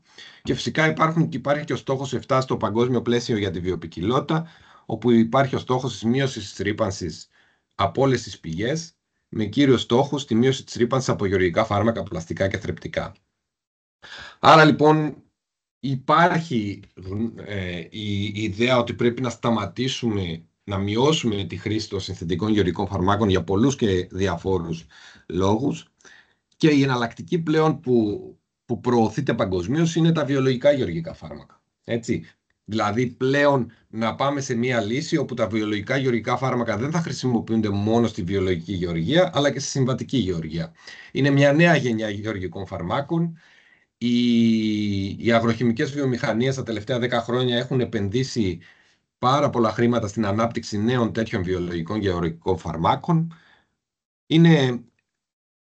Είναι δραστικές ενώσεις ή μικροοργανισμοί που χαρακτηρίζονται από χαμηλή πολυματικότητα στο περιβάλλον, υψηλή αποτελεσματικότητα και υψηλή ασφάλεια, και περιλαμβάνει μικροβιακά γεωργικά φάρμακα, όπου ο δραστικός παράγοντας είναι είτε βακτήρια είτε μύκητες, είτε βακτηριοφάγοι είτε συνθετικές μικροβιακές κοινοπραξίες, οι φερομόνες, τα βοτανικά, και πλέον έχουμε και τα επόμενα χρόνια θα δούμε και double-stranded RNA γεωργικά φάρμακα. Κύριε Καρπούζα, Ναι. έχετε λιγότερο από 3 λεπτά και 3 λεπτά για ερωτήσεις περίπου. Οπότε, αν μπορείτε να συντομεύετε. Ευχαριστούμε. Ναι, οκ. Τα κτηνιατρικά φάρμακα είναι μια άλλη κατηγορία. Προφανώς τα κτηνιατρικά φάρμακα μπορούμε να τα διαχωρίσουμε σε αντιβιωτικά και ανθελμινθικά. Τα αντιβιωτικά δημιουργούν διαφορετικού είδους προβλήματα από τα ανθελμινθικά, αλλά και οι δύο κατηγορίες κτηνιατρικών φαρμάκων καταλήγουν στα γεωργικά εδάφη μέσω της εφαρμογής κοπριάς, που χρησιμοποιείται για τον εμπλουτισμό του εδάφους σε οργανική ουσία. Το ερώτημα είναι αν είμαστε προστατευμένοι να αξιολογήσουμε τον κίνδυνο για το περιβάλλον από τα κτηνιατρικά φάρμακα. Η απάντηση είναι όχι. Αντιθέτως, με τα γεωργικά φάρμακα υπάρχει ένα πολύ αυστηρό νομοθετικό πλαίσιο για τα κτηνιατρικά φάρμακα. Το πλαίσιο είναι στα σπάργανα, τώρα δημιουργείται. Η αξιολόγηση της επικινδυνότητας για το περιβάλλον για τα κτηνιατρικά φάρμακα γίνεται σε 2 φάσεις. Η πρώτη φάση είναι πάρα πολύ βασικές ερωτήσεις, μια λίστα 20 ερωτήσεων που πρέπει να απαντήσουμε, πάρα πολύ βασικά πράγματα. Ενώ στη δεύτερη φάση, αν προκύψει από την πρώτη φάση κάποια πιθανότητα κινδύνου, ζητούνται και πειραματικά δεδομένα. Πραγματικά τα κτηνιατρικά φάρμακα αποτελούν θα την ονόμαζα λίγο μαύρη τρύπα στο environmental risk assessment αυτή τη στιγμή. Γνωρίζουμε πάντως ότι έχουν σοβαρές επιδράσεις στους μικροοργανισμούς στο έδαφος. Παραδείγματος χάρη, τα ανθελμινθικά κτηνιατρικά φάρμακα όπως το αλμπενταζόλ, το ιβερμεκτίν και το υπρινομεκτρίν έχουν δραματικά αρνητικές επιπτώσεις στους νητροδοποιητικούς μικροοργανισμούς και στους δενδρόμορφους μικορριζικούς μύκητες. Μειώνουν την ικανότητά τους να απικίζουν τις ρίζες, μειώνουν την ικανότητά τους να βοηθούν το φυτό να παραλάβει φόσφορο, γενικότερα μειώνουν τη λειτουργία της μικορριζικής συμβίωσης. Τα αντιβιωτικά επίσης επηρεάζουν σοβαρά την λειτουργία των μικροοργανισμών στο έδαφος και ειδικότερα των νητροδοποιητικών μικροοργανισμών. Αλλά το μεγαλύτερο πρόβλημα που έχουμε να αντιμετωπίσουμε με τα αντιβιωτικά είναι ότι ουσιαστικά η εφαρμογή κοπριάς που περιέχει αντιβιωτικά ενισχύει την εμφάνιση γονιδίων ανθεκτικότητας σε αυτά τα αντιβιωτικά και βοηθάει τη διασπορά αυτών των γονιδίων ανθεκτικότητας από το έδαφος στον γεωργικό πληθυσμό και περαιτέρω στη διασπορά τους στον αστικό πληθυσμό. Άρα, συνοψίζοντας, αυτό που θέλω να κρατήσετε είναι ότι τα γεωργικά και τα κτηνιατρικά φάρμακα αποτελούν σημαντικούς παράγοντες καταπώνησης του εδαφικού μικροβιώματος με αναπόφευκτους κινδύνους για την υγεία του εδάφους. Και φυσικά θα πρέπει να λάβουμε υπόψη μας ότι στο έδαφος συνήθως τα γεωργικά φάρμακα δεν είναι μόνα τους. Συνήθως βρίσκονται μαζί και άλλοι οργανικοί ρήποι, οι ανόργανοι ρήποι. Άρα η ταυτόχρονη παρουσία πολλών ρηπαντών, όπως είναι τα γεωργικά φάρμακα, τα κτηνιατρικά φάρμακα ή ακόμη και τα πλαστικά, φαίνεται ότι οδηγεί πλέον σε μεγιστοποίηση των αρνητικών επιδράσεων στο μικροβίωμα του εδάφους. Είναι ο επόμενος λοιπόν κίνδυνος που θα πρέπει να αντιμετωπίσουμε. Αυτά θα ήθελα να σας πω σήμερα. Αυτή είναι η ομάδα του Εργαστηρίου Βιοτεχνολογίας Φυτών και Περιβάλλοντος με συνεργάτες μπροστά από το Τμήμα Βιοχημίας και Βιοτεχνολογίας. Σας ευχαριστώ πολύ. Φυσικά είμαι διαθέσιμος αν υπάρχουν ερωτήσεις, με χαρά και ευχαρίστηση να τις απαντήσω. Ευχαριστούμε πολύ για την ομιλία, κύριε Καρπούζα. Παρακαλώ, όποιος έχει ερωτήσεις να τις γράψει στο chat ή να σηκώσει χέρι και να ανοίξει το μικρόφωνο να τις πει.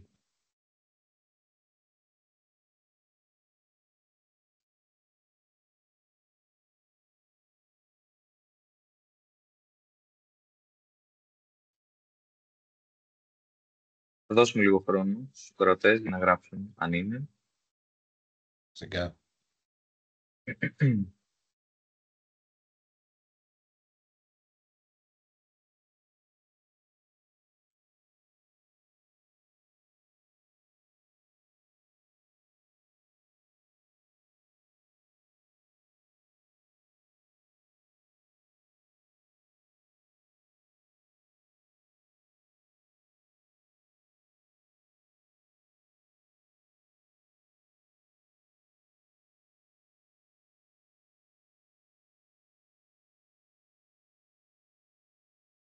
Έχουμε μία νομίζω ερώτηση στο chat.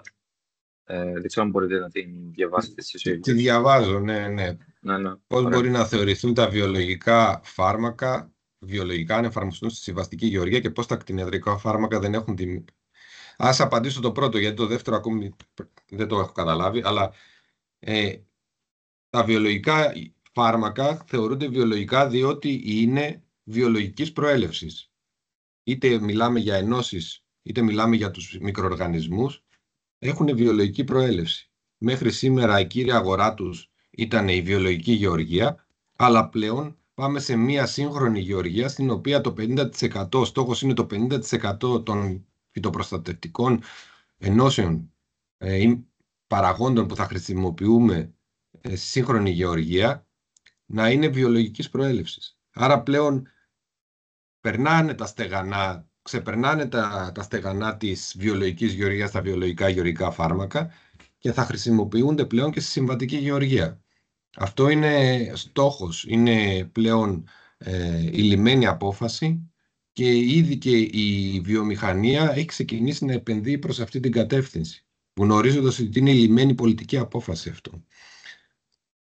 Στα κτηνιατρικά φάρμακα τώρα, αν κατάλαβα, δεν έχουν δημιουργηθεί βιολογικά. Θεωρώ, από ό,τι γνωρίζω, υπάρχουν βιολογικές προσεγγίσεις. Δηλαδή υπάρχουν πλέον σκευάσματα φυτικής προέλευσης ή μικροβιακής προέλευσης και προβιωτικά και πρεβιωτικά, τα οποία χρησιμοποιούνται στην κτηνοτροφία. Απλά δεν είμαι κτηνίατρος για να σας πω τις λεπτομέρειες γι' αυτό, αλλά υπάρχει καταναλογία με την γεωργία και στην κτηνοτροφία, που είναι πρωτογενής τομέας επίσης, υπάρχουν ανάλογες προσεγγίσεις ώστε να μειώσουμε την χρήση συνθετικών κτηνιατρικών φαρμάκων και να πάμε σε πιο βιολογικές λύσεις, σε φυτικά σκευάσματα. Υπάρχουν παραδείγματος χάρη, να σας δώσω ένα παράδειγμα, υπάρχουν πλέον μικροοργανισμοί προβιωτικά τα οποία τα δίνουμε στα ζώα για να παράγουν λιγότερο μεθάνιο. Όπως θα γνωρίζετε, ένα από τα σημαντικότερα αέρια του θερμοκηπίου είναι το μεθάνιο. Και η βασική παραγωγός ο βασικός παραγωγός μεθανίου, εκπομπών μεθανίου στο περιβάλλον είναι ο κτηνοτροφικός τομέας, έτσι.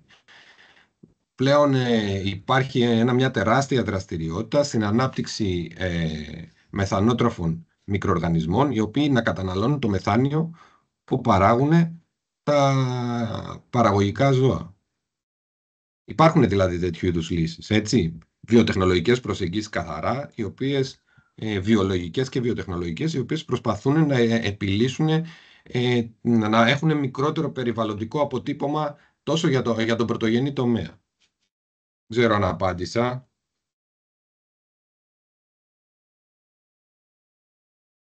Ωραία. Η δεύτερη ερώτηση που βλέπω είναι για τα μικροπλαστικά. Πέρα από το ότι καταλήγουν στο πιάτο μας, επηρεάζουν την υγεία του εδάφους και των φυτών. Τα μικροπλαστικά καταλήγουν στο πιάτο μας αφού έχουν περάσει από το έδαφος και τα φυτά. Λοιπόν, σήμερα και αφού μετατραπούν σε νανοπλαστικά. Στα γεωργικά εδάφη καταλήγουν τα πλαστικά που χρησιμοποιούνται στη γεωργία για πολλούς και διαφορετικούς λόγους. Έτσι, για κάλυψη των εδαφών, για προστασία από ζυζάνια κτλ. Αυτά τα πλαστικά στη συνέχεια μετατρέπονται, αποδομούνται, διασπώνται σταδιακά σε μικροπλαστικά και τα οποία μικροπλαστικά δημιουργούν προβλήματα τόσο στην υγεία των φυτών όσο και στην υγεία του εδάφους. Κυρίως όμως οι επιδράσεις που έχουμε στα φυτά από τα μικροπλαστικά είναι έμεσες. Τι εννοώ έμεσες? Τα μικροπλαστικά ουσιαστικά τι έμεσες επιπτώσεις μπορούν να έχουν στο έδαφος? Μπορούν να μειώνουν τον αερισμό των εδαφών με αποτέλεσμα να προκαλούν ασφυξία στο έδαφος, έτσι. Γιατί έχουν μεγάλη επιφάνεια αναμονάδα όγκου, συσσωρεύονται, δεν διασπώνται εύκολα και μπορούν να δημιουργήσουν προβλήματα στη δομή των εδαφών. Μπορούν να επηρεάσουν άμεσα τους μικροοργανισμούς του εδάφους, καθώς τα πλαστικά περιλαμβάνουν πάρα πολλές προσθετικές ενώσεις, οι οποίες διαχέονται στο έδαφος και μπορούν να έχουν τοξικές επιδράσεις στους μικροοργανισμούς του εδάφους. Έτσι. Αλλά το μεγάλο πρόβλημα αυτή τη στιγμή για τους οργανισμούς που βρίσκονται στην ανώτερη τροφική αλυσίδα είναι τα νανοπλαστικά. Τα νανοπλαστικά είναι πολύ μικρού διαμετρήματος πλαστικά, τα οποία μπορούν να εισέλθουν, γνωρίζουμε σήμερα, μέσω των κυταρικών μεμβρανών και να περάσουν και να ανέβουν στην τροφική αλυσίδα και να φτάσουν στο φυτό, στο εδόδημο τμήμα του φυτού και να φτάσουν στο πιάτο μας. Έτσι. Αλλά επαναλαμβάνω, τα πλαστικά από μόνα τους πολλές φορές, λόγω του ότι είναι αδρανοί, πολυμεροί, δεν αλληλεπιδρούν, δεν εμφανίζουν από μόνα τους με σημαντική τοξικότητα, αλλά δημιουργούν άλλο τους προβλήματα. Έτσι, τα οποία τα βλέπουμε σήμερα και αρχίζουν τα μικροπλαστικά τα τελευταία, θα έλεγα, 10 χρόνια. Οι επιδράσεις τους στα γεωργικά εδάφη μελετώνται σε πολύ σημαντικό βαθμό. Αλλάξαμε λίγο το πώς βλέπουμε τη ρύπανση του περιβάλλοντος από τα μικροπλαστικά. Περάσαμε από τους ωκεανούς πλέον στα εδάφη. Τώρα βλέπω και μια τρίτη ερώτηση. Βάγγελ, τις κοιτάω εγώ τις ερωτήσεις, εντάξει. Ναι. Σε κρατικό επίπεδο υπάρχουν ενέργειες για πρόληψη, αντιμετώπιση της καταπώνησης του μικροβιώματος του χώματος. Λοιπόν, θα ξεκινήσω από το τέλος. Δεν μου αρέσει καθόλου να το λένε χώμα. Είναι έδαφος, έτσι. Το χώμα είναι λίγο, θα έλεγα, μη επιστημονικός τρόπος να αναφερόμαστε στα εδαφικά οικοσυστήματα. Λοιπόν, σε κρατικό επίπεδο, όταν μιλάμε για κρατικό επίπεδο, αναφερόμαστε στο πόσο κατά τη διαδικασία, αν αναφερόμαστε αν στη διαδικασία έγκρισης ενός γεωργικού φαρμάκου αξιολογείται η τοξικότητα των γεωργικών φαρμάκων στο εδαφικό μικροβίωμα. Η απάντηση είναι όχι στον βαθμό που θα έπρεπε. Γιατί αυτή τη στιγμή στηριζόμαστε, όταν έρχεται ένα νέο γεωργικό φάρμακο να πάρει έγκριση, αυτό περνάει μέσα από μια διαδικασία αξιολόγησης και κάθε βιομηχανία πρέπει να παρέχει μια σειρά από πειράματα, από πειραματικά δεδομένα. Για την επίδραση στους μικροοργανισμούς του εδάφους, τα δεδομένα που ζητούνται είναι μέσα από ένα τεστ τοξικότητας, το οποίο είναι της δεκαετίας του 70. Ενώ πλέον έχουμε όλα τα προτυπωπημένα εργαλεία για να αξιολογήσουμε την τοξικότητα με πολύ πιο ευαίσθητες μεθόδους και πολύ πιο ευαίσθητα πρωτόκολλα και μάλιστα προτυπωποιημένες μεθόδους. Και σε αυτό το επίπεδο εργαζόμαστε συστηματικά, θα έλεγα είμαστε πρωτοπόροι στο Πανεπιστήμιο Θεσσαλίας, σε ευρωπαϊκό επίπεδο, ώστε να αλλάξουμε το νομοθετικό πλαίσιο. Δηλαδή έχουμε ουσιαστικά διαμορφώσει μια σειρά από εργαλεία, μια εργαλειοθήκη μεθόδων και βιοδικτών, τα οποία πλέον βρισκόμαστε σε συζητήσεις με την ευρωπαϊκή κοινότητα, ώστε να υιοθετηθούν σε μια αναμόρφωση του νομοθετικού πλαισίου, ώστε πλέον τα γεωργικά φάρμακα που έρχονται να εγκριθούν, να αξιολογούνται ως προς την τοξικότητά του στο μικροβίωμα του εδάφους, χρησιμοποιώντας νέα εργαλεία, σύγχρονα εργαλεία, που μας δίνουν πραγματικές απαντήσεις και όχι μη ευαίσθητες μεθόδους που στην πραγματικότητα δεν αποτυπώνουν το πραγματικό πρόβλημα. Οπότε νομίζω η απάντηση είναι ότι υπάρχουν εργαλεία, αλλά όχι εργαλεία τα οποία έχουν υψηλή ακρίβεια και τα έχουμε ήδη στα χέρια μας αυτά τα εργαλεία. Απλά δεν τα χρησιμοποιούμε.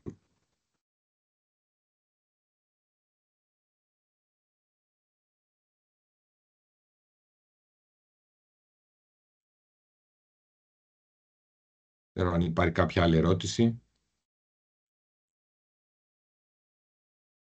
Ωραία. Μας πιέζει λίγο και ο χρόνος, οπότε Να είστε καλά, ευχαριστώ. Θα τις προωθήσουμε. Εμείς ευχαριστούμε πάρα πολύ. Σε αυτό το σημείο θα ήθελα να ολοκληρώσουμε λοιπόν το webinar με την Isaac ή μάλλον τους εκπροσώπους της Isaac στο Πανεπιστήμιο Θεσσαλίας και τον φοιτητή τον Κωνσταντίνο τον Κολοβό. Κωνσταντίνο, αν είσαι έτοιμος, μπορείς να μας κάνεις αυτή την χρήση. Έχει προκύψει ακόμα μια ερώτηση στη συνομιλία. Ωραία, τότε έχουμε λίγο χρόνο μέχρι να ετοιμαστεί και ο Κωνσταντίνος. Ωραία. Πολύ καλή ερώτηση.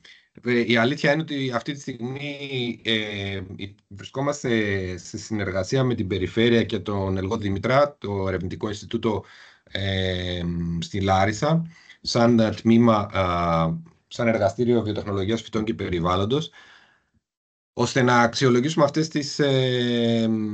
τις επιπτώσεις. Στην πραγματικότητα το μεγαλύτερο πρόβλημα εδώ πέρα είναι ότι είχαμε πλημμυρικά φαινόμενα για μεγάλο χρονικό διάστημα, πράγμα που διαμορφώνει ανοξικές συνθήκες στο έδαφος, δηλαδή έλλειψη οξυγόνου, και το οποίο οδηγεί σε δραματικές μεταβολές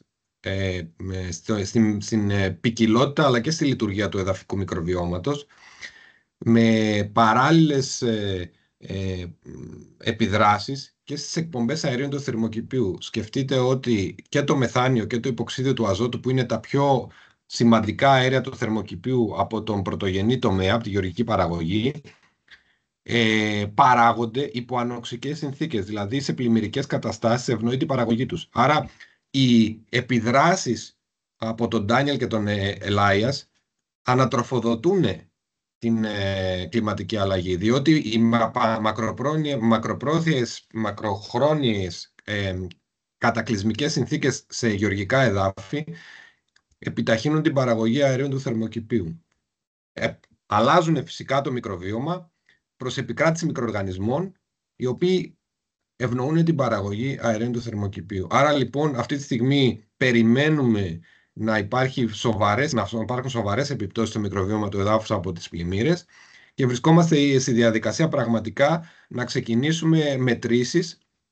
Η αλήθεια είναι ότι έχουμε συλλέξει ήδη τα δείγματα. Τα δείγματα έχουμε μαζέψει 300 δείγματα από όλη την περιφέρεια Θεσσαλίας αμέσως μετά τις πλημμύρες και βρισκόμαστε στη διαδικασία να αναλύσουμε το μικροβίωμα αυτών των εδαφών για να δούμε πώς επηρεάστηκε από τα πλημμυρικά φαινόμενα.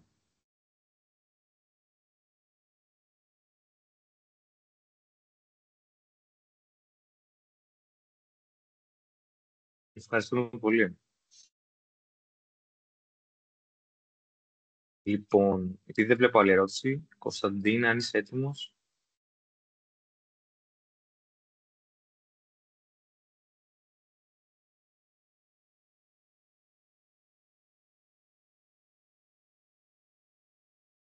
Δεν ακούω κάτι εγώ. Κατερίνα. Ούτε κι εγώ. Ωραία.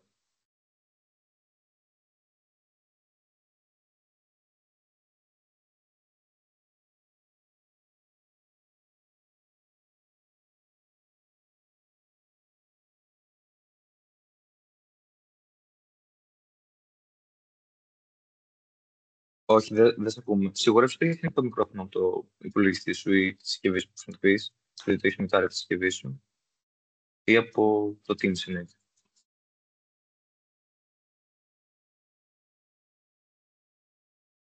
Όχι.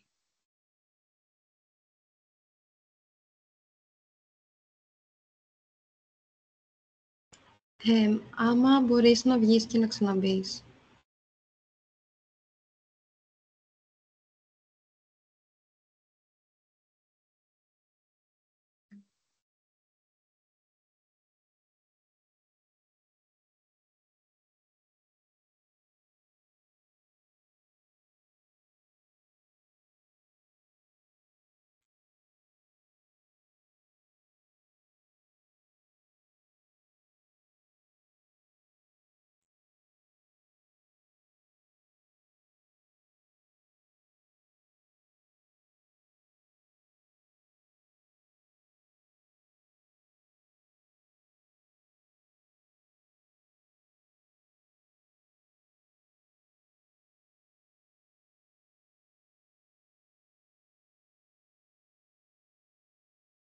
Κωνσταντίνε, μας ακούς τώρα?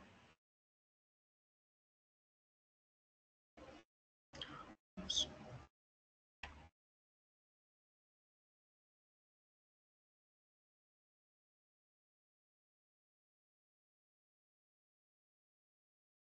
Όση ώρα περιμένουμε, σιγουρευτείτε ότι έχετε κάνει, έχετε τελειώσει τη φόρμα συμμετοχής με το email, γιατί έχετε δεσμευτεί τα social media και ενημερώσει τις επόμενες δράσεις.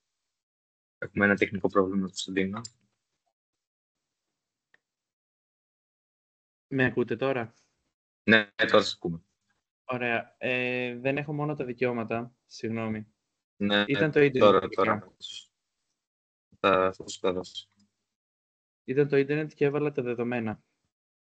Ωραία. Χίλια συγγνώμη για την καθυστέρηση. Όχι, καμία, δεν πειράζει. Τη βλέπετε είσαι κανονικά? έτοιμος. Ναι. Πολύ ωραία. Καλησπέρα και από μένα. Ονομάζομαι Κολοβός Κωνσταντίνος και είμαι φοιτητής στο Τμήμα Πολιτισμού, Δημιουργικών Μέσων και Βιομηχανιών του Πανεπιστημίου Θεσσαλίας. Και για αυτό το εξάμηνο θα είμαι και team leader στο marketing στην ISEC στο Βόλο. Λίγα λόγια για την ISEC. Η ISEC είναι ένας παγκόσμιος κερδοσκοπικός, είναι το άγχος. Μη κομματικός οργανισμός. Ιδρύθηκε το 1956 και από τότε προσφέρει διεθνείς εμπειρίες εθελοντισμού. Έχει την παρουσία της οργανισμός μας σε πάνω από 100 χώρες και συνεργαζόμαστε και επίσημα με τον Οργανισμό Ηνωμένων Εθνών. Εγώ θα σας πω για τους στόχους βιώσιμης ανάπτυξης, την Ατζέντα 2030. Να σε διακόψω. Ναι. Να σε διακόψω, γιατί δεν βλέπουν να αλλάζουν τις διαφάνειες. Οπότε, άμα μπορείς ξανά να κάνει μια δοκιμή. Τώρα αλλάξαν μόλις. Αισθάνομαι ότι... Τώρα φαίνονται. Τώρα είμαστε στη διαφάνεια που είσαι και εσύ για το SDG. Ωραία. Okay. Ελπίζω να φαίνονται σωστά. Ωραία. Ναι. Θα σας πω για τους στόχους βιώσιμης ανάπτυξης ή αλλιώς την Ατζέντα 2030, όπως την έχει ονομάσει ο Οργανισμός Ηνωμένων Εθνών.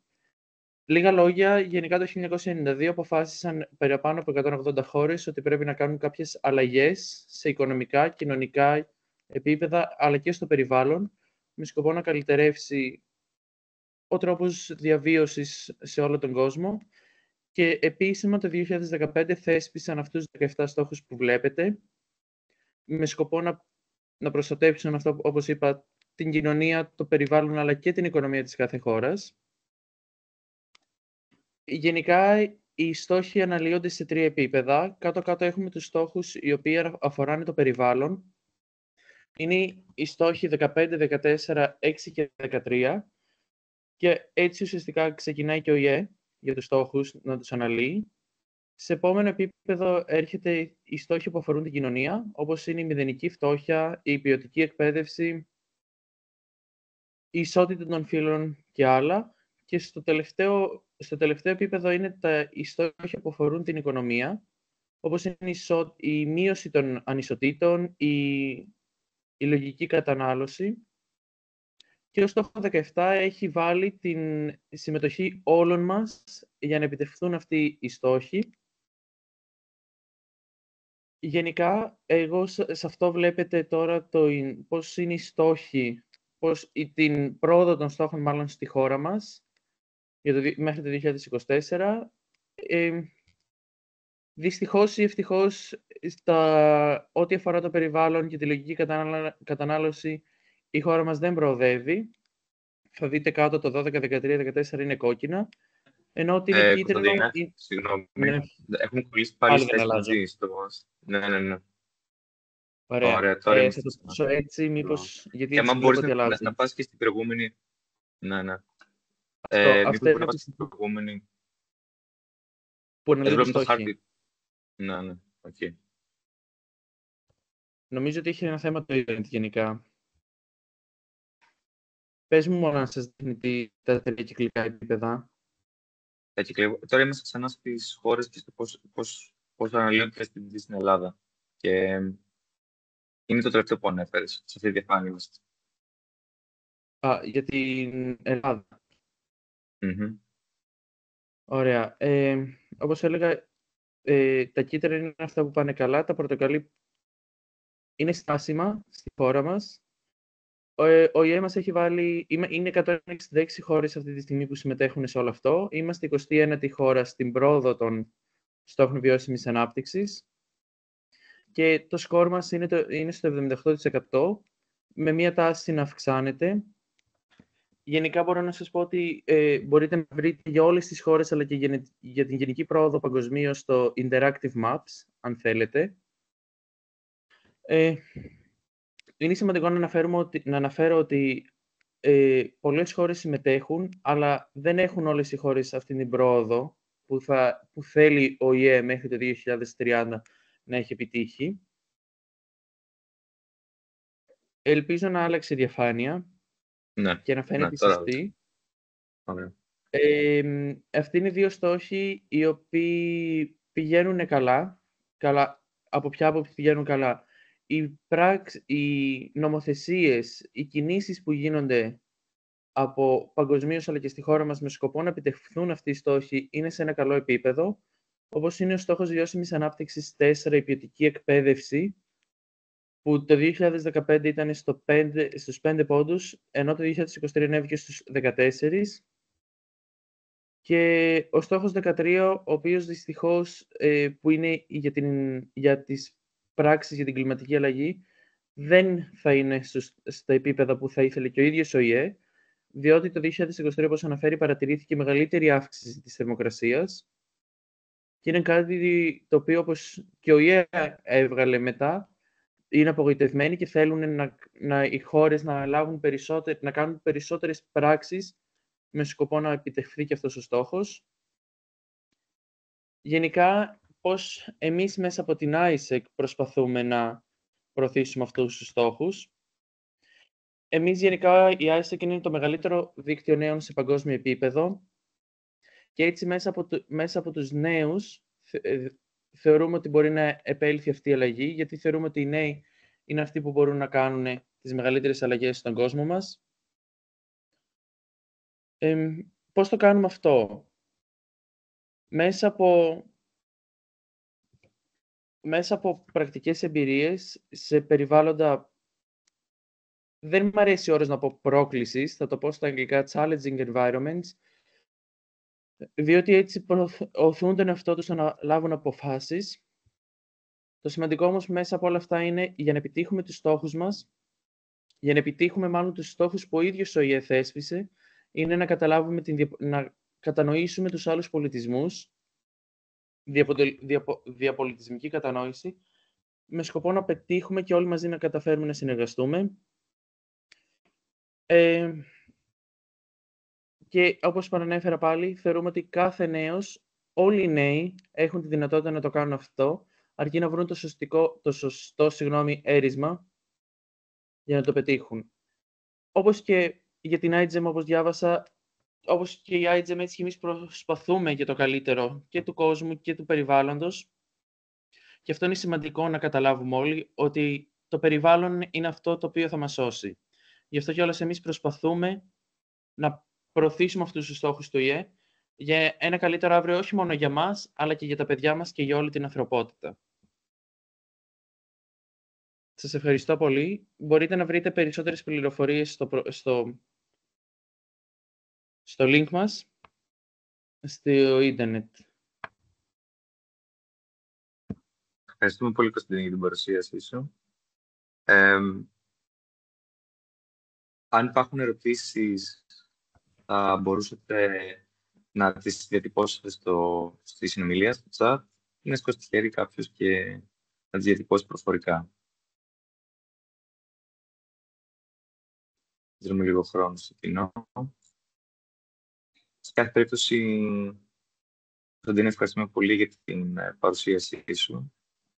Θα ήθελα να ρωτήσω με ποιες δράσεις θα μπορούσαμε εμείς να συμμετέχουμε στην ISEC, ο καθένας, και πώς μπορούμε εμείς να σας βρούμε, να επικοινωνήσουμε και τι είναι ουσιαστικά αυτό που κάνετε σαν ISEC και στη Θέσσαλη, στη Θεσσαλονίκη Πανεπιστημίου μας.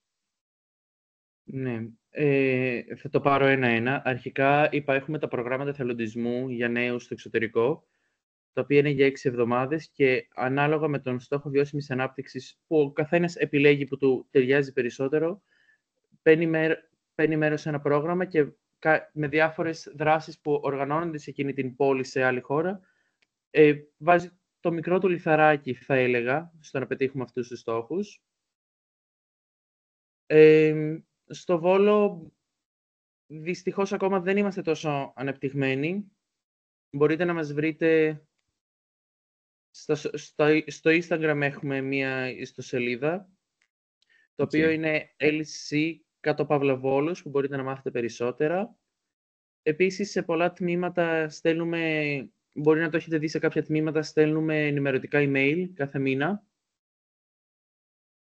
Και ένας άλλος τρόπος για να βοηθήσετε μέσα από όλο αυτό είναι και άτομα όπως είμαι εγώ, που δηλαδή είμαστε μέλη του οργανισμού, που είναι κάθε εξάμηνο, που είναι στο Πανεπιστήμιο και ουσιαστικά προωθούν τους στόχους βιώσιμης ανάπτυξης του ΟΗΕ και μέσα από την ISEC. Οκ, ευχαριστώ πολύ. Ευχαριστούμε πάρα πολύ, σαν Κωνσταντίνε. Ερωτήσεις άλλες δεν βλέπω στο chat, ούτε χέρια. Θα ήθελα να ενημερώσω ότι η Κατερίνα θα σας στείλει ένα link με κάποιες ερωτήσεις. Έχει να κάνει με το πόσο καλά κατανοήσετε την παρουσίασή της και τη δράση της IGEM.